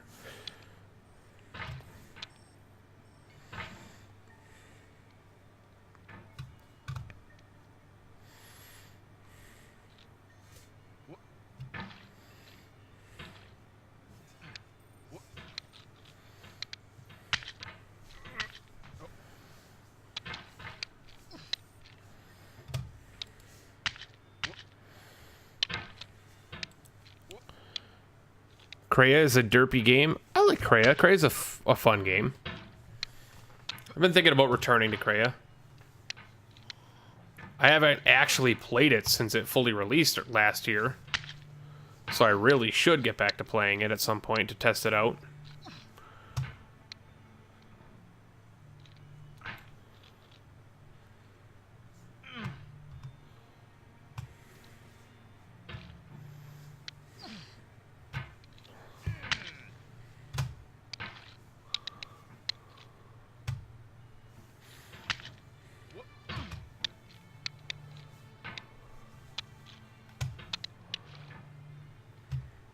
gonna go to bed, Agent Day. All right, thank you so much for hanging out, man. We'll see you later, bud. I gotta go to bed here soon. Good. All right, you know what? Let's get safe up in our nook here. Let's get safe up in our nook here. Hold on. Gotta get safe. Gotta get safe. Okay, we're safe. Gonna get safe. And I'm gonna thank everybody so much for hanging out for all of this ridiculous getting over it streams. I cannot thank you enough for the support. Putting up with me as I clumsily climb a mountain with a hammer means the world to me. You are all absolutely incredible. And thank you for the subs, the follows, all that other stuff. You guys are insane. I'm going to find somebody to send you over with who is also playing this game. I'm currently the top streamer playing it. We're going to send you over to somebody who's playing this as well.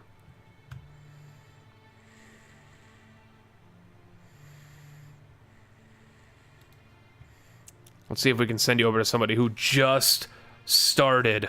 Oh my god. You guys can go yell at somebody who just started. Somebody named Prodigal.